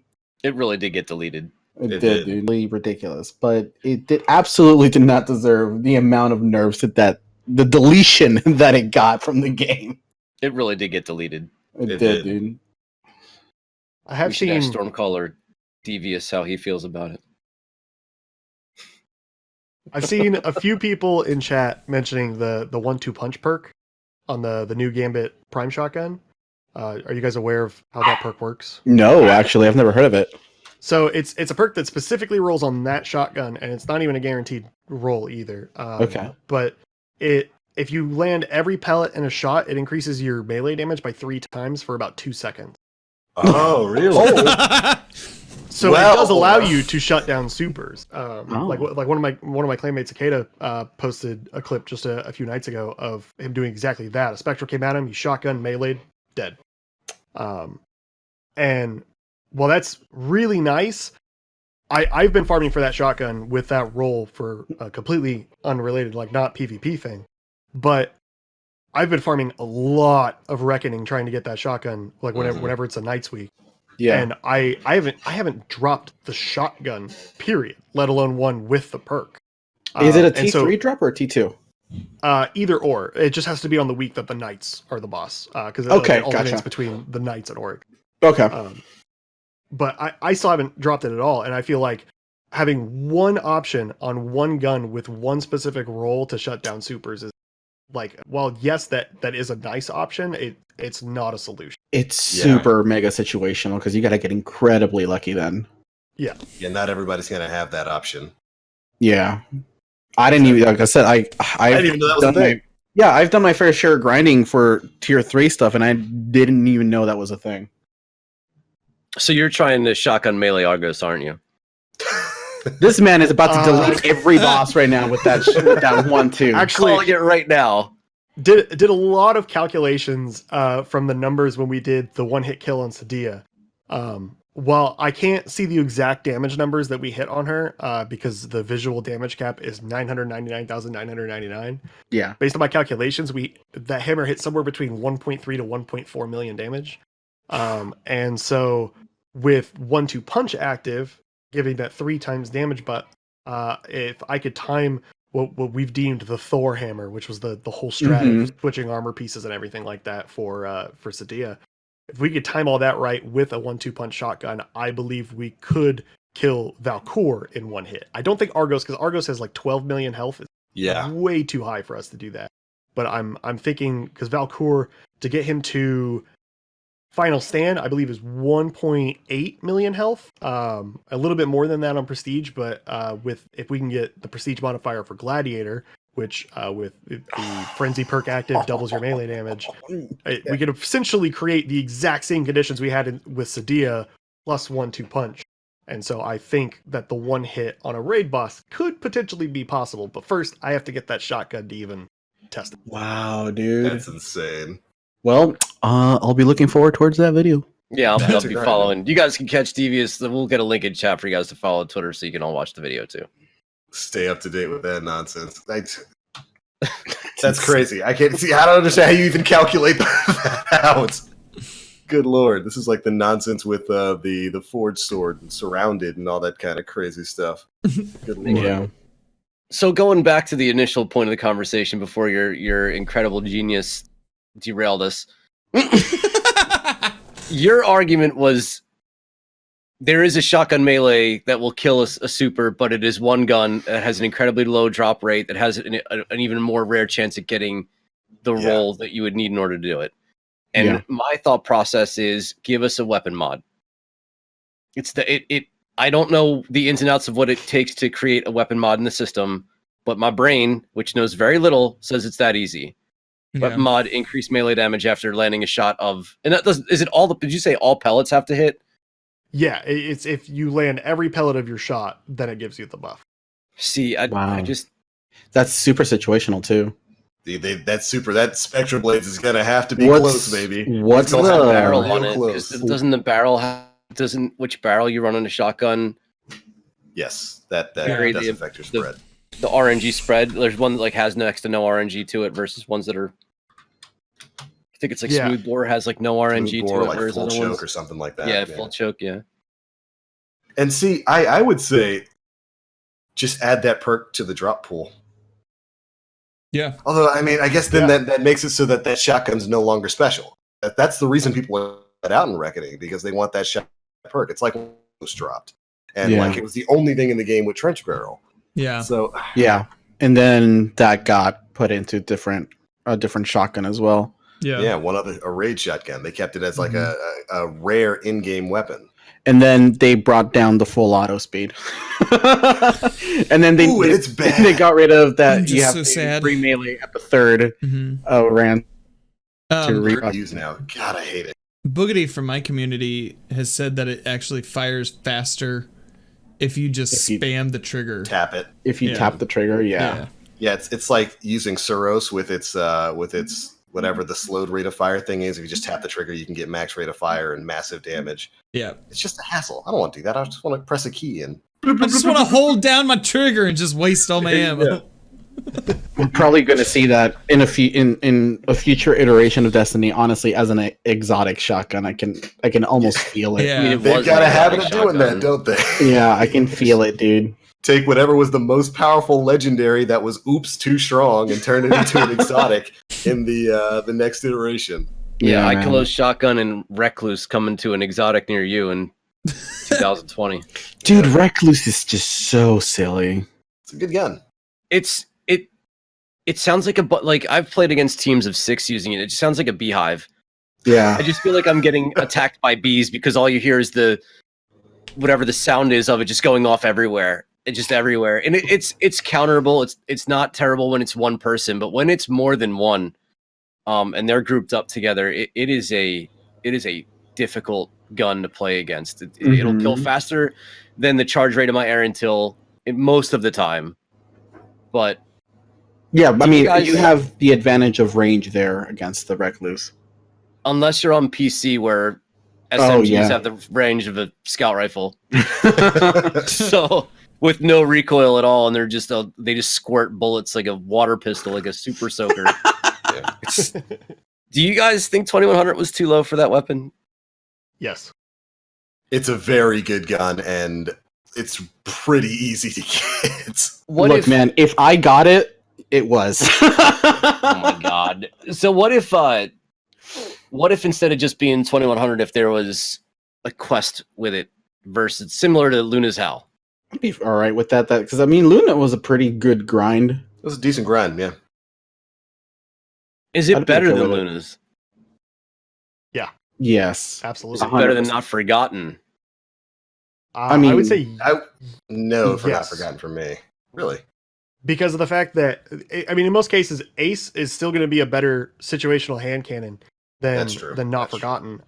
Just because of its range. Like Ace's range is ridiculous. No other hand cannon touches it. It's Thorn Year 1. Yeah. On top of having essentially kill clip that never goes away. Like Ace is so good, and if you pair it with Recluse for those closer up engagements, like if you say you get a Memento Mori 2-tap on somebody that has low resilience and swap to Recluse, and now you have Master at Arms active, it's that combination is ridiculously strong, and I think the combinations that can culminate alongside Recluse is what makes it better than Not Forgotten. Yeah, absolutely. And from a Gambit point of view, if anybody in chat loves to play a Reaper role in Gambit, and if you're a Voidlock, Devour and Recluse, and fucking have fun, dude. You'll basically take no damage and just cut through everything, right? Yeah. Yeah. With each kill, you're Devour going to just be insta heals proccing. you. Yeah, you're going to be proccing Devour, and you're going to be proccing Master of Arms on it. So you're just going to mow down through all of the ads. It's gross. Devour is such a good ability. I still can't take the Recluse off, or Errantil off for the Recluse. I still can't do it. It just doesn't. Well, first of all, controller player, but second of all, it just doesn't fit. SMGs are a little bit harder to use on controller than they are on mouse. Or at least it looks like if I'm 100%. watching a stream and I'm see somebody using a mouse, it just doesn't move. Whereas on controller, it kind of does go a little bit all over the place. Depending, at least for my thumbs, it does. Yeah, No, recoil patterns for weapons are radically different between mouse and keyboard and Oh, controller. I can't use Ace of Spades. I mean, I suffered through it to get the Lunas, but after that, it's too hard to control the recoil pattern most of the time, which is why I find myself... Actually, I've started using the old-fashioned... I mean, I like the drink too, but the gun's been all right in Crucible. Just because the Blast Furnace has been feeling kind of like weird to me. Like, fast players get out of the way. Like, the time to kill on the Blast Furnace is just a little bit too slow for a lot of faster-moving players. So the old-fashioned has kind of really stepped up and stepped in and been a good... And I think the Service Revolver and then the Spare Rations is what I'm seeing a lot of people moving towards as well. But to get a Spare Rations, you have to play Reckoning, and I'm not going to do that. Oh, I don't know. Reckoning's not that bad. I did a little bit of like an hour run through tier 2 and tier 3 the other day. Yeah, it's pretty quick and easy. I got plenty of weapons from it. I don't think it's meant to be difficult. It almost has the same feel to me, although I've never really done it, but looking at it, it does seem a bit more challenging, but almost has the same feel with Forges, only way less rewarding, essentially. I mean, outside of armor that you're popping a token in order to acquire, what I feel like a lot of people are actually in the Reckoning going after are the weapons, and their drop rate is, I feel like I've seen somebody do like 60 runs in a row without getting a single drop. So, and again, it feeds back into, I'm not really a big Gambit Prime player, so Reckoning feeds rewards directly into a player pool and an environment that isn't beneficial to me. Let me ask you this, Davis, because we talk about this quite a bit. Is putting an entire season's worth of content in Gambit a big-time gamble? I would say yes, because as I've already stated that I'm not a huge fan of Gambit. I know a lot of people that are in the same boat that pretty much did Gambit to get Dredgen, and then after that haven't touched it at all. I can definitely see how a lot of people can enjoy the game type. I just feel like the game type it still has a lot of flaws that need to be worked out for it to be a bit more of a well-oiled machine. And I do think they fixed some of that with Gambit Prime. I do think the invades are a little heavy still, especially during like the Primeval phase. Like when both teams got the Primeval up, you feel like you're just constantly waiting for an invader. And it's every 30 seconds, I believe. Yeah, it's very fast. There's still a lot of work to be done on the game type as a whole that I feel like putting out an entire DLC centered around that game type was definitely taking a really big risk. And from what I've heard from a lot of the community, like I know plenty of people that just aren't playing Gambit Prime. A lot of people did it for their triumphs to get Reckoner real quick, and then are like, all right, I'm done. I'm not touching this again. Yeah. Even me, like I've been working on my armor sets for Reckoner, and I've just been doing it by farming Reckoning while I'm farming for the shotgun. Because every other run you end up getting a synth, and then once you get a few synths, you could just throw those into a moat and get an armor piece. Yeah. So see, the thing with Prime is that, as somebody who plays a lot of Gambit, it's that for that one I need to have a team of people with me. I do not like running Prime solo. Just solo because it's one round, and it's so team dependent there that there's little option for error. And even this has happened to me multiple times where I load up where I'm loading up a Gambit Prime match and I'm fully decked out in a collector set, and I'll put it in chat like, "Hey, I have the collector set. Let me grab 20s." People get so damn tunnel visioned while playing Gambit. It's that they'll just start picking up motes, and I've seen people running Reaper armor, and they're still picking up motes, and it's like people do lack a awareness in Gambit. They don't really care what other people are wearing, and that sucks because that just completely nullifies the whole point of the set armor perks. So I can go in and run traditional Gambit solo, just focus on having fun and invading. Meanwhile, the rest of the team do their thing. But for Prime, I do not enjoy that one alone, as I enjoy Gambit, traditional Gambit. So you guys remember, and this kind of goes into, we didn't talk about this a whole lot, but there's triumphs in Gambit that encourage you to be an ineffective teammate and an effective player in the game. With the sword kills? Motes and sword kills and sniper kills and whatnot. You know, Bungie has put trophies behind not playing the game mode technically the most efficient and effective way. And what you may be running into as a solo player wherever you're playing is people who are trying to do that. Yeah. You know, there's a triumph score associated with sword kills in Gambit. When you grab power, you get 12 sword bullets. Yep, sword bullets. Sword bullets, and then and that's good for 12 kills, and you've got to get 100 of them or whatever the number is.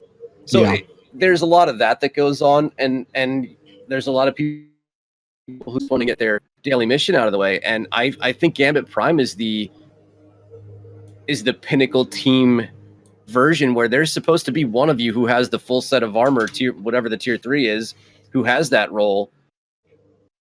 Not really supposed to be a solo thing that you go in and do.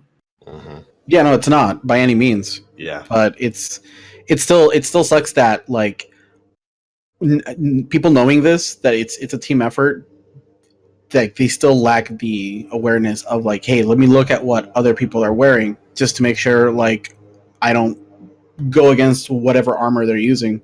You don't have to be nice, Nim. You can't trust blueberries. No, you really can't. I mean, blueberries. it's not even that though. I recently played with somebody that like they play a lot of Gambit, and they were using a Reaper, a full-on Reaper set, and I'm using the collector set. We're in communication, by the way. We're in a call, and they're still picking up my mouse. And like halfway through, like the first like phase of ads, they're like, "Why aren't you picking up motes?" And I'm like, "You're taking them from me! For the love of God, stop!" It's so frustrating, dude. Like, it tilts me so hard. But yeah, that's it. Going in with people is definitely preferred, but Jesus Christ, be aware of what your team is using. Yeah, and that's just something you're not really going to get a lot out of when you're random queuing. When you're solo queuing into Gambit Prime, you're just going to get random people who are just going to run around and do their own thing, and that's unfortunate. But it's not really anything you can force out of it. Personally, I like Gambit Prime. I think it's an improvement over the normal Gambit formula. Yes. It's definitely a frustrating experience to solo queue, deal with the randos who completely ignore the role that you're playing or their own roles and stuff like that. But yeah, for sure. Yeah, I would say it was definitely a gamble. It was a gambit for them to focus so much on a single game mode here within the season of the Drifter. Personally, I like the Reckoning. I think it's a fun little activity. I was playing it the other day when it was heavyweight, and I think it's just a fun little activity to go in and just super and heavy everything down and get a chance at weapons while you're turning in modes for armor. I like that you can kind of guarantee yourself a reward while you're doing that. I would like to see them maybe kind of take that sort of formula and apply it to some of the other horde modes that they've got in the game right now. But I could see how some people would be like, I'm out this season. There's nothing in there for me. Yeah, definitely. Clear paths, clear progressions to loot are never a bad thing. They never are. Maybe there aren't enough clear paths to loot currently in the system where there's too much that relies on RNG drops from certain areas. I like the fact that the Reckoning is a clear progression path to acquiring Gambit Prime gear. You know? Yeah. You got to do X to get Y if you want Y. I'd like to, and to a certain degree it applies to the weapons too, but maybe there'd be some other things we can do where, you know, if you're Nem and you've completed 10,000 games of Gambit, maybe you can go to the Drifter and buy a gun and turn in some of your whatever they are, your raffle tickets from the skee ball machine, and roll that weapon a couple of times to kind of figure out, you know, if I've done enough of this stuff in game, maybe I've earned the right to kind of manipulate the loot system in a manner that's a bit more favorable to me. Yeah, I still don't think there's any reason for why we can't reroll weapons. I still don't see any argument for why we can't do that. I would want it to be a very heavy price to pay for it. Yeah, but I would like it like enhancement cores, maybe like 100, like 50 or 100 or something. As long as you're getting that garbage out of infusion, I don't care what you do with enhancement cores. I will pay 100 to reroll my weapons. Absolutely. Oh, hey, fun fact. John Wisniewski was the guy who created Luna's Howl. Really? Yeah. I'm on Twitter and he's talking to personal Daniel. And now he's talking about, you know, he's the only one who worked on Luna's Howl. Or not the only one, but he made Luna's Howl. So did he make Not Forgotten? No, somebody, well, they're technically the same gun with a difference in range. So yes, and somebody made all of the somebody else just was like, eh?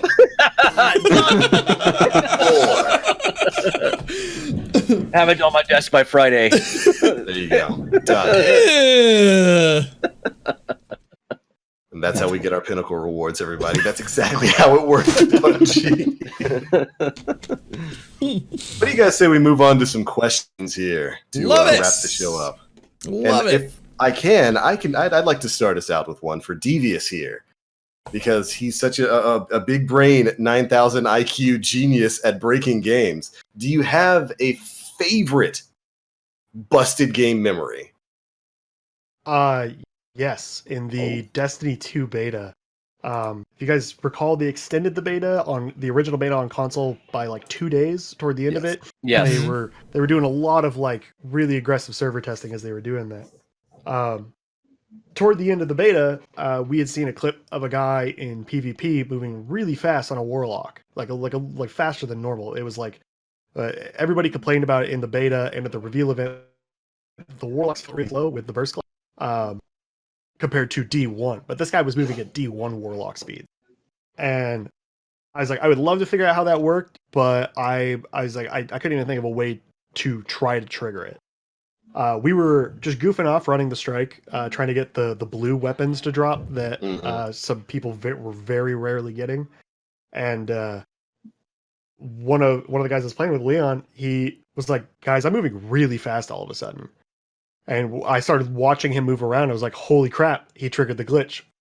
Tell me everything you just did. So we eventually ended up figuring out that it was dying while he was in the Dawnblade Super. And then I started wondering, okay, if you get this increased speed and then die while in the Dawnblade Super, we'll give you more speed. And I was right. But I was so much more right than I realized at the time, because it was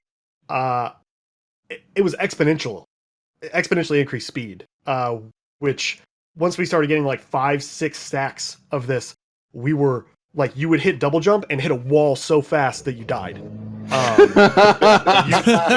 If you jumped straight up, you'd hit the ceiling of the map. I released a clip during the beta that completely confused people, where I acted like I was jumping in a specific place, like back in the day on Halo 2 with super jumping. I like jumped in a specific place and then just double jumped straight up to the top. You guys know that big like monolithic structure that was in the middle of the radial lake area? I remember this entire clip. I remember seeing this entire clip. I just jumped and then double jumped with like 5 or 6 stacks of the glitch and would just floated right up to the top of it. And everyone thought I had found some sort of like super bounce technique. They had no idea the level of glitch we had found. But those last few days, we did nothing but that. And my brother ended up goofing off with it and found out that he could just float through the push barriers that were on the edge of the map. Really? Because you were just going so fast, you wouldn't even have to like jump through it or anything. You could just jump and just float right through it. Another aspect of it is that while you're in Dawnblade, if you've ever noticed that you kind of float for like a really long period of time, that was amplified with each stack of the glitch we got to where you could just float indefinitely in one spot. And so it allowed us to completely break the game. I got to all kinds of areas that Bungie definitely didn't want us getting. And it was, for someone who likes to break out of the map, it was a dream come true of the glitch of just being able to go. If I saw someplace, I could go there. Yeah. And my best memory of it was that on the Homecoming mission, how it has the matchmaking with people. We found that with the glitch, if somebody new joins your instance, it completely resets the glitch for you. Really? We found on PlayStation, there's a way if you reset your system's time, nobody will matchmake with you. So I set that up. That old glitch, yeah. Got into Homecoming, and I managed to break out on the map, found a solid piece, and then jumped. And there's two massive spires that stick out of the top of the tower in D1. In Homecoming, one of them is broken down, but one of them is still standing. I managed to jump all the way up to the ceiling of the map, float over, and land on top of that spire. And I'm pretty sure to this day I'm the only person who's ever stood there. Top tier. But that's probably my allies at that point, or no. The thing is, we broke through joining allies barriers. Yeah. That's how fast this glitch was. That's silly, dude. Yeah, it was literally, if there was an open space, we could get out of the map. It was ridiculous how broken this glitch was. There was maybe like 8 of us that knew about it when the beta ended, and we were like, we're taking this to our graves. This is making it to the full game. Unfortunately, I think somebody blabbed because they ended up updating it before the PC version came out, but they did kind of like put like a little shout out about it of like, this glitch was really fun. We did not want to fix it, but of course we have to. And so at that point, once I knew Bungie was aware of it, I made a whole post kind of showing it off, which also got people mad. They were like, why didn't you show us this during the beta so we could try it? Because like at this point now, nobody else could try it. But yeah, that was when the very first time I managed to jump straight up about 100 feet in the air. I just had a giant grin on my face. I was like, oh my god, what have we stumbled upon? This is it. Yeah, that's definitely my favorite memory. Oh man, I wish that would have made it into the full game. Oh, could you imagine exploring the areas around like the farm and the Shard of the Traveler? Ugh. It would have been so good. Sometimes when you're fighting a Dawnblade, you feel like they still have that advantage. Feels like it. Definitely feels like it. All right, let's move on to questions. All right. We have a few. This is good. Yeah. We got a few. Atlas NYC asks, what's the best piece of clothing to put on directly out of the dryer? Underwear. Ooh. I don't know if I'd say underwear. I don't want hot balls. Well, Dude, on a cold day, it just feels nice and crispy. so I've got this shirt and this shirt directly out of the dryer, just onto your body. Solid choice. Yeah, I'd have to say shirt. Shirt. I'm gonna go blanket. Does that count as Is that a piece of clothing? Depending on I what's guess going it on. can be. So what? Depending on what my wife's got going on, it's a piece of clothing. Hey! Or walking around his house with like an actual I Greek would stream in man a with a blanket toga. if it was allowed. It I'd is do it. allowed. All you have to do is put pasties over your nipples. You're fine. Yeah, there you go. Problem solved. Why are my nipples exposed if I'm wearing a blanket? Well, because clearly you're not blankets do wearing you anything use? else. It's Clearly you're just not the using blanket. anything else. Toga party. Toga party. OS Live 2575. How should I go into the blind well build-wise as a low-level hunter? Really, you can go in with mostly whatever you want because of the way the harmony system works in Blindwell. You're going to have your super basically all the time, so you can really kind of run in with whatever you want. You're really supposed to just kind of go in there and use your abilities. If you want to be super safe, you can run Invis Tether. Yeah. Top If you- tree tether. Yeah, if you don't want to get touched too often by the ads, it's probably the safest bet. But Yeah, I mean you're gonna have super a lot. So Oh yeah, I'd go Blade Barrage if it was me. I was under leveled. Yeah. that'll really help with the bosses because Blade Barrage destroys those shields. Yeah, I'd go Blade Barrage. Just remember that you want to pick up the orbs for power. Like that's basically like regardless of your level, remember to pick up orbs to fuel your super to harmony and to give you harmony so that you can keep using your super while the harmony is active. I say that's the most important part of your loadout. You can basically solo the Blind Well with Blade Barrage if you continue to use harmony correctly. Spin to win.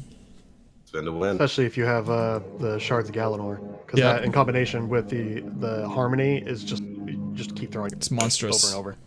Yeah. Monstrous. The Ghostly Phoenix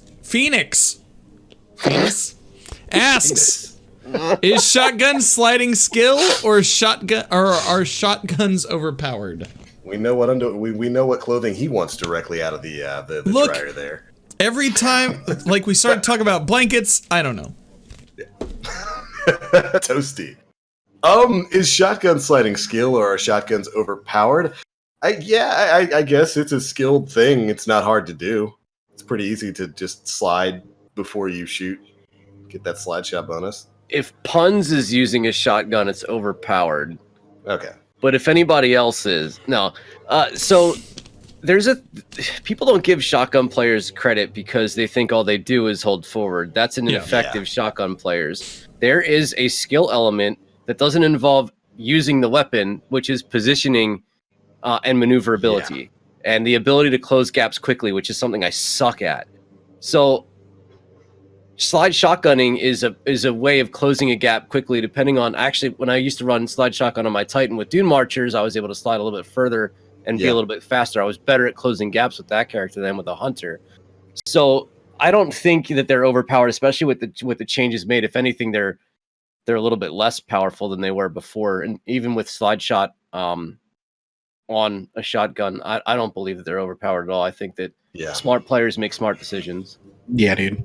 A lot of people really underestimate what goes into proper gap closing in Destiny 2. It's a very fast game. You can move very quickly, but there are a lot of shutdown options that are available to you right now. A rental. Fusion rifles are fantastic right now and can kind of clap you before you can even round the corner in a lot of cases. And when it comes to shotgun rushing, I know people like to harp and say, you're a shotgun ape. You're just doing the easy, cheesy, dumb way to play. But no, there's a lot that goes into that. You have to be able to accurately gap close. You have to know exactly the distance that an enemy is out. Because if you don't get that one-shot kill off... Yeah. I have a gnarly Dust Rock Blues that I don't use just because I like running fusion rifle. But, dude, this thing is gross. Well, yeah. When I die to a shotgun, it's my fault. Yeah. That's how I feel about it. It's not... Yeah. I should have pushed in the corridor that I did. I should not have gone down the hallway that I did. Typically. It's usually a spacing issue if you're dying a lot to shotguns. There are ways to shut it down. Yeah, there are. Atlas, NYC, how are you guys feeling about the annual pass style of DLC now that we are this deep in? Devious, since you're our guest, you're going to go first. Honestly, it's like a little bit more overwhelming than what I'm used to with Destiny releases. Because usually with Destiny releases, all this content releases, go crazy for a couple weeks, and then I'll either just kind of relax while playing the game, or I'll take a break and go play something else. But with this, it's like with every week feeling like there's something new that we have to do. Far more with the previous season than with this season. I feel like almost overwhelmed with the little bit of time I get to play the games. I'm like, I got to do this, I got to do this, I got to do this, which is like I know it's like a foolish thing to complain about because back in the day we used to be like, there's nothing to do, and now I'm like, oh my god, there is so much to do. Right. You're absolutely right. I mean, shoot, the number of milestones we have available to do at this every week for powerful drops is staggering. Even more so when it's a full curse week, and you've got stuff like the Shattered Throne rolling around and whatnot, and meatballs and Gambit and that kind of thing.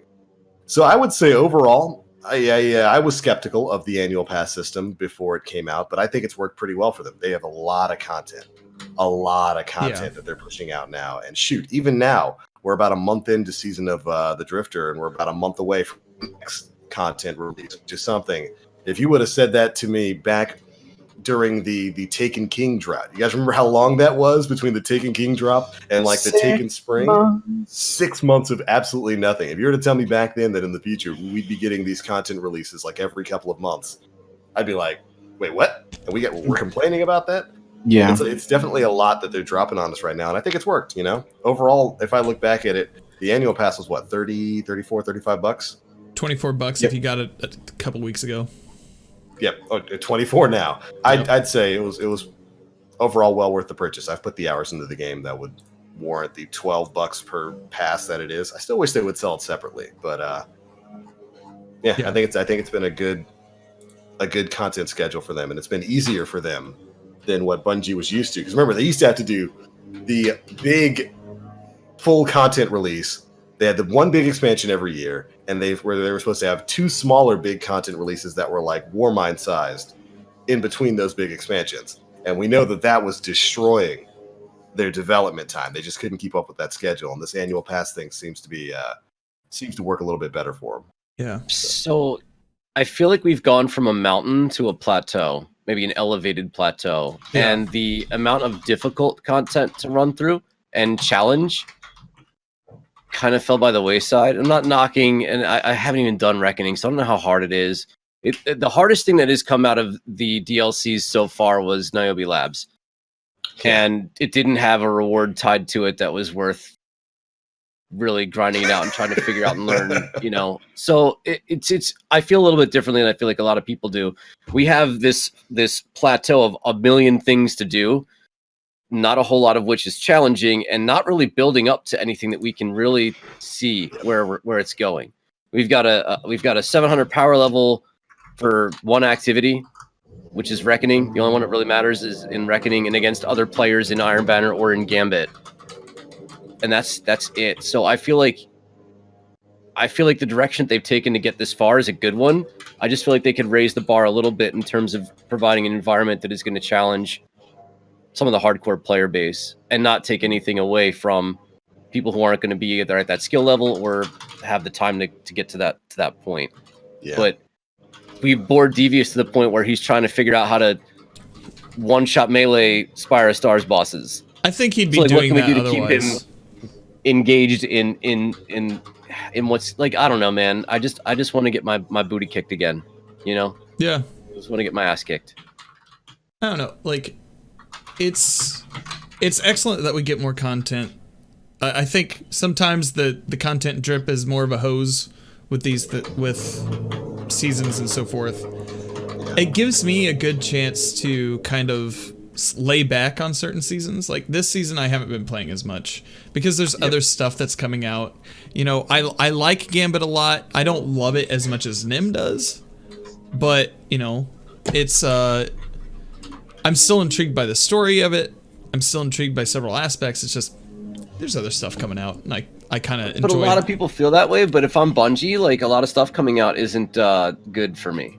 Well, I don't know. I think for all things a season, and I don't know. Like, no, I won't. But occasionally, like, if you allow people to have other experiences outside of your game, sometimes they come back to it and they're like, you know what? Like, this is really solid, and I've been spoiled for too long because of this thing, And we have it so good for so long that sometimes you need to, get rubber banded around an Anthem a little while before. I was about to say, you've been playing Anthem, haven't you? Yeah. Yeah, guys, I don't know how to quit. It hurts. This has taught you to appreciate the things that Bungie has done. Yeah. I mean, I already appreciated it. It's just now it's just like, oh, guys, it could be a lot worse. It could be a lot worse. Good Lord. Yeah. So, I feel you. Yeah. We ready for the next question? Bring it on. All right. Gmoney707 asks, did Bungie completely abandon the catalysts? Not completely. We're supposed to be getting some later, like this season. It's there's a theory that some people have on what Arc Week is supposed to be, and people think that Arc is actually supposed to stand for all remaining catalysts, which would be great. I love this conspiracy theory. Oh man! But I'm thinking that's probably not going to be the case. I know there's several catalysts for exotics that have been data mined in the game that we still don't have. They're ones that were data mined back in, I think, during the I don't want to say Age of Triumph. I know that's not the right Solstice. Yeah, Solstice of Heroes last summer.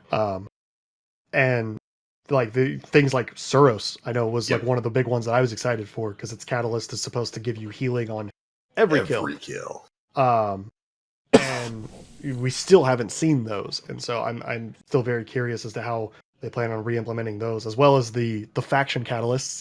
Yeah. With where they were like, yeah, there'll be a way to get those in Forsaken, and still 6 months later. Yeah. Oh my god. Yeah, I love that. ARC stands for all remaining catalysts. I just want to hear someone go into full Alex Jones voice and talk about that conspiracy theory. Stop keeping right the now. catalyst from us. Stop right now. Which stands for all remaining catalysts. That's great. And yeah, man, like we've made fun of that a couple times when people were asking, well, what if we don't get these certain catalysts that are tied to the faction rallies, which have also gone MIA? What if we don't get these? What if we don't get these done? Oh, well, we'll have more information about that after Forsaken goes live. 6 months later. So few catalysts are actually impactful on the weapon. That's true. Huckleberry, dude. Huckleberry's good. But like Vigilance Wing, Yeah. like full auto Vigilance Wing, Yeah. and Jade Rabbit and Mida Multi-Tool with the fastest reloading scout rifle, got a faster reload speed. Yeah. So like I almost forgot that Catalyst existed until that question popped into the Discord message. Because there's such a disparity between some of them. Because you're right, like you'll have Mito Multi-Tool, which gets faster reload, and then you get Whisper of the Worm. Breathing. Yeah.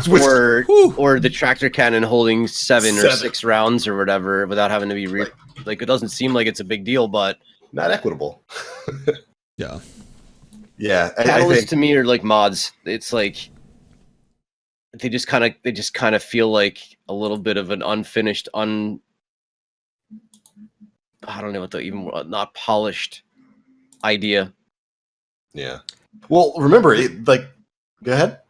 I was gonna say the thing is we've already seen them change one catalyst with Huckleberry, because its original catalyst was it gave it Ambitious Assassin, which didn't work with the perk it already had with refilling its mag, and so they just completely scrapped that idea and they changed the catalyst so that now it's every time you get a kill it fully refills your mag, which makes Huckleberry really good, especially in combination with like I was goofing off with it the other day with Devour Lock with Chromatic Fire. You just sit there and hold the trigger and you just blow everything up and you never die. It's amazing. Yeah. Yeah, and like that, some of the catalysts are really inspired and good like that, where they just kind of take this weapon that was pretty good and it feels like it's the missing piece. It's that last part of that Rubik's Cube that you solved, Devious, that makes it just perfect.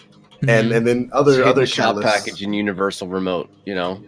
Oh my gosh. Yeah. So like that's what they should do though. Like exotics should be borderline broken, and catalyst should be the thing that puts them over the top and makes them that much more broken. And it's just 100%. it's just not there. And like to a certain degree, what I want a catalyst to do, like probably would break the game, like literally make the game crash, where like Sunshot just sets the world on fire and everything burns.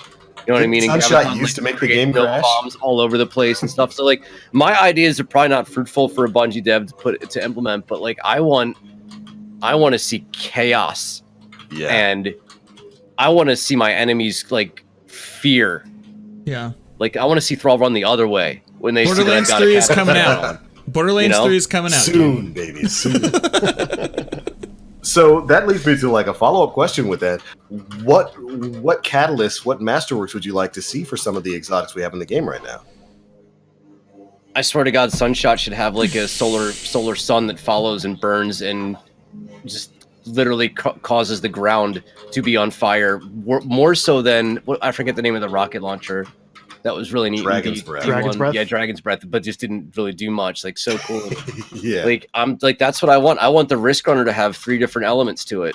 I want to be able to choose if it's arc, if it's void, if it's solar, and do kind of the same thing that does with arc, but with void energy that just dissolves. You're such a wholesome. You're such a wholesome Like a man. little You're just sun. like It just you're like the follows Mr. you Rogers around. of Destiny. Absolutely. I just A want happy it. little son. Just want it so bad. Well, unfortunately, you'd still be reloading every 2.5 seconds with Sunshot. That's true. That's true. Which is part of the reason why the Catalyst maybe should do something that causes more damage out of those 8 rounds and makes them more viable. I don't know, man. Like, I'm not the foremost. I don't know what you can do to Vigilance Wing, which really isn't all that special of a weapon to begin with, to make it stand out even more. It's what was it about? It was a pulse rifle that shot like 5 rounds. Yeah. Yeah, it was two burst capable, which was the big hype around it for a while. Yeah. So I don't know. So because now we've got a bunch of new exotics that are in the game, like Thorn and whatnot, and Thorn is super good in PvE right now and pretty good in PvP. Like, what would you do for Catalyst for those, or like the Last Word?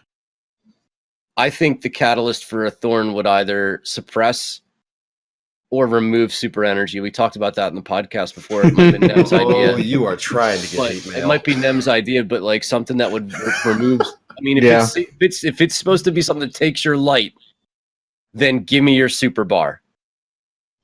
And it doesn't have to be a lot. It only takes like a quarter of your super away every time you get shot with it. But like, It's like a trickle. I could already see the comp complaints. at least it would change the meta. And when you ran, Yeah. see not Forgotten Dust Rock Blues or That's true. Retold Tale and Ace of Spades. At least you would then start to see a little bit of, and you wouldn't see 20 Spectral Blades on the other team, with Invest that are going to last an entire round. So that would be pretty neat for a Thorn. I don't know what the Last Word Catalyst would do. Maybe it would make it so it didn't kick like a mule on controller and we could actually use it. I want a Gwiz Vest catalyst that allows you, when you backflip, it shows 19 other blades just coming at you. So then you have to pick which one to shoot. I want that. That'd be actually pretty neat. That would be kind But of I think Gemini Jester would be a good fit for that versus the true. Wizard Vest. Remember when we were supposed to get armor Masterworks and That's what I was Well, we about have to bring up. Masterworks, we don't Catalyst. Because Masterworks are like you take less damage from an Well, element that's on exotics. Tuesday. Yeah. Well, that's what catalysts transform into Masterworks. Right. Yeah, we were supposed to get exotic armor, catalyst, and masterworks. It was in the calendar like almost like a year ago. I want to say now. They just pushed that out. Like, man, never mind. Well, we didn't get Arms Week. We didn't get What was Arms Week? What was that supposed to be? Right, because that's what all these things. That's what a lot of these catalysts were tied to in the database. Yeah, Stuff That's what like Fighting Lion was originally tied to, and then they moved it to the Haunted Forest thing. yeah. haven't had a faction rally in who knows how long. Yeah. It's things come and go. Oh my goodness. Maybe someday. All right, do we have another question to do? I believe we have one more. Or no, we have 2 more. We have from Kinsey 900. In year 1 of D2, the community complained about static rolls, but now that's all we chase with curated rolls. Thoughts? But it's not all we chase with curated rolls, because most of the time the curated roll isn't the best version of that gun. They're trash. Threat Like level was like the one. Like the Wyson Rebuke and Iron Banner right now. I don't think the curated spare rations is supposed to be a good roll. I have that one actually. It's okay in PvE, but that's about it. What about the curated Nation of Beasts? Fake Bringer? That one's pretty. Is that the fake bringer? It's Yeah. Fake Bringer, yeah. So I It's the personally sport like gun version. the curated and you would think that it being curated, which would be like the strongest role possible, but my experience is the majority of curated role weapons are not the best versions of them. No, Maybe that's just me. no, they're not. I think they're mostly just good for 7 enhancement cores. Well, unless it's But the only way, unless it's the only version of the gun you can get, like Luna's Out Forgotten, Yeah. which there are no other versions. There's no random rolls on that particular specific gun, which is technically a curated version. But like other than that, I'm struggling to think that there's a ton that it's like, man, I got to go do this X to get this Y because it is so strong right now. Right. So I'm trying to think of which curated versions are super good. Maybe the Hammerhead. The threat level was Level? probably the strongest curated weapon that was ever created for the short amount of time that full auto shotties were full auto. They destroyed them. Twilight Oath from the Dreaming City. A Yeah, lot of people that's a good one. seek that curated role just because it has a snapshot on it. Yeah, that's a good one. Yeah, I just got that actually this week, and I don't use it. There you go. Right, yeah, that's Twilight Oath is probably one of the only real. I mean, curated roles weren't a thing the first year, right? They Correct. became a thing during Forsaken. Yeah. So you have the think Last so. Wish raid, you have the Black Armory raid, which is Scourge of the Past. Are there Gambit? This season has Gambit's curated roles for what? The sniper, the shotgun, and the The handgun. pulse rifle. I want to say all the weapons have a curated that drop from the Reckoning, right? I know there's 4. So I think they all have a curated role, but there's 4 you can get from doing specific things in Gambit Prime. That's the shotgun, the hand cannon, the sniper, and Is that where if you invade and kill the entire team, you like get the curated sniper or something like that? yeah. Yeah. I can't remember what the 4th one. I think it's like a scout rifle. Well, the fact Nice that you can't even match. think of it means that the curated version of it's probably not. Yeah. Nice. So while some of them are okay, I wouldn't say they're the only thing that's worth chasing right now. You can get better randomized rolls of most of those weapons. Nice. So while some of them are okay, I wouldn't say they're the only thing that's worth chasing right now. You can get better randomized rolls of most of those weapons anyway. All right. Last question of the evening from Beazle 1990. I wonder when he was born. Do you guys have anything you want to see in Season of Opulence? New Crucible Leviathan maps. Patrol Space. Are we Both. going to talk about leaks here? No. No. Okay. All right. No. All right. Hawk Moon. Sorry, You I've got okay? a silver hawk in my throat, and it's So shooting. you want to see Hawkmoon? Is that what you're telling me? I do. That was I do like want all to see it. things. On in D1. Of the Destiny universe. You're Look. going to put your eggs in the Hawkmoon basket. I've gotten my last word. I've gotten my thorn. We're making it a trifecta, baby. I'm getting my silvered hawk. Without your Monte Carlo, your trifecta is not a trifecta. It's a quadfecta. Who wants a sword with a sword with a gun attached? Catalyst for the Monte Carlo is actually It's used a as sword with a gun attached. That's the catalyst for it. Hmm. The catalyst for Monte Carlo is you can actually use it as a melee weapon. One shot melee? Is Yeah, it a one shot one-shot melee? That would be. When you're sprinting, treat it like a bayonet. Okay. I can Guardian Ring. Bring I a can see whole that. new definition of aping into the game. I could see that. But yeah, I mean, we really don't know too much outside of some of the leaks, which have talked about some things. I guess we're not going to really cover too much of that here, but like we got a raid coming. Yeah. I'd like to see a Leviathan patrol space. I'd like to see any new patrol space, really. Yeah. Do you Yeah, a new think we're gonna patrol get zone it? would be great. I hope so. Probably not. I mean, Yeah, so if we're looking at a lot of what Destiny 2 is on right now, there's not a lot of new stuff, new stuff, No. Yeah. when it comes to elements. I think maybe the forges were the last new thing that we had. Yeah. Yeah. Yeah. Yeah. I don't know. I could see them like saying, "Hey guys, check out this thing that's the underbelly of the underbelly."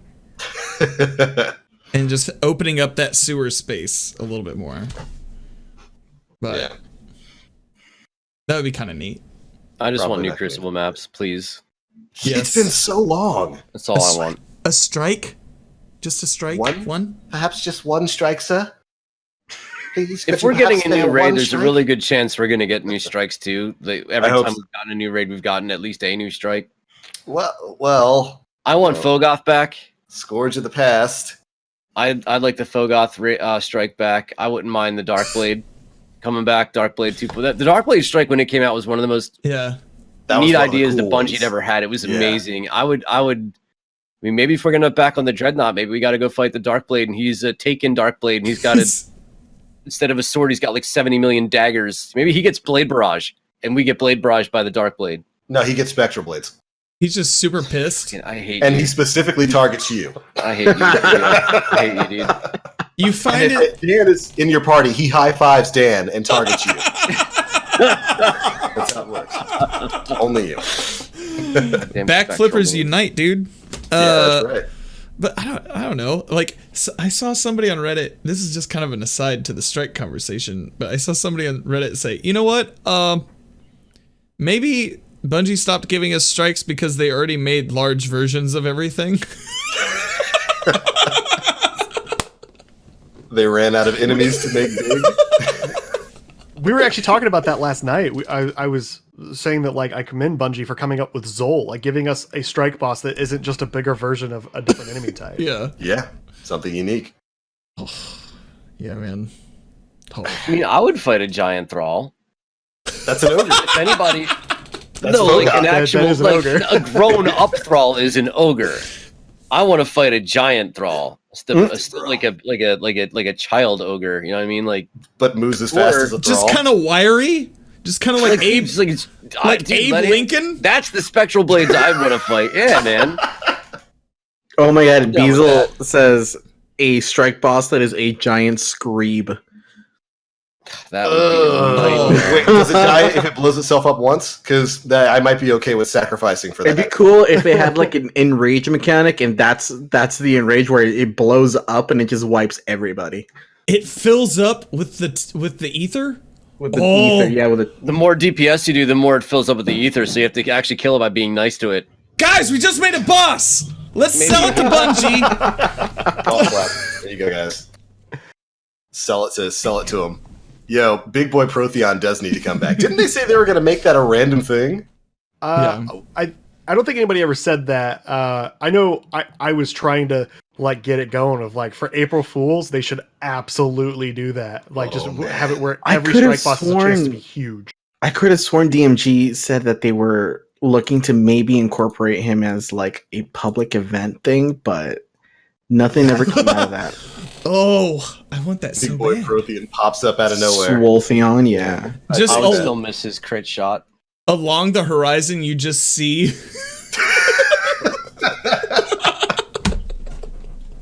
Oh Lord, he coming. Oh shit! Who let him out? I'd take that. I would say. See, I would take that. I think I'd love to see some new boss types in Destiny rather than just a bigger captain or something like that.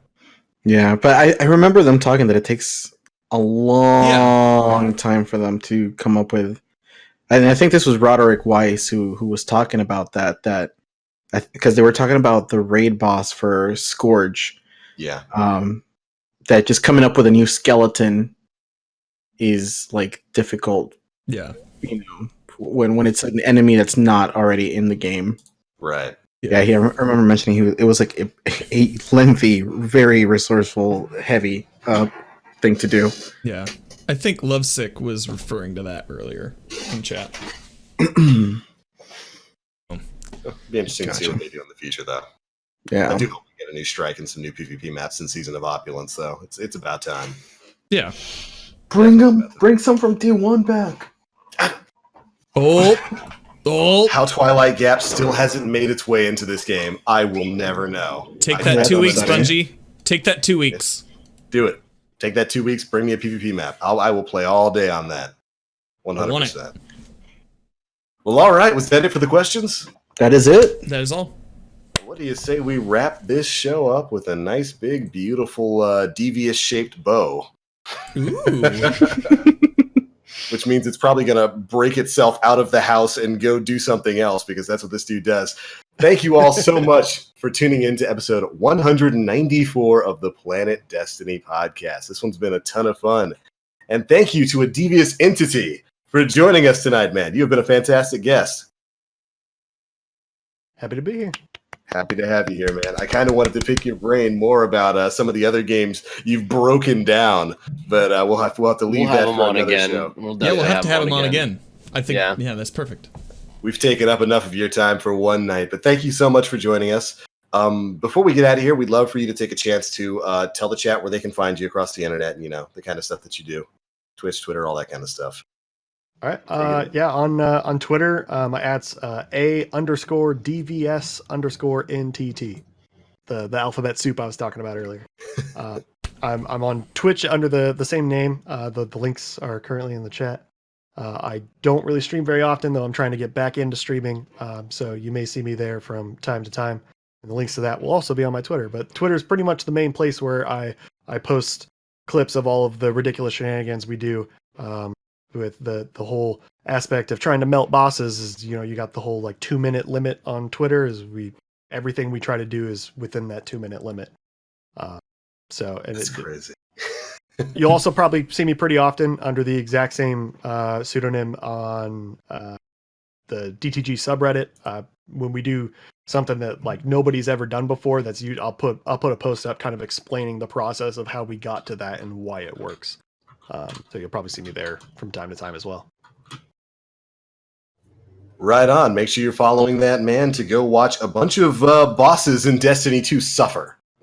Suffer a lot, but not for very long. That's very, very humane. I appreciate it. But once again, man, thank you so much for joining us tonight. You've been a ton of fun.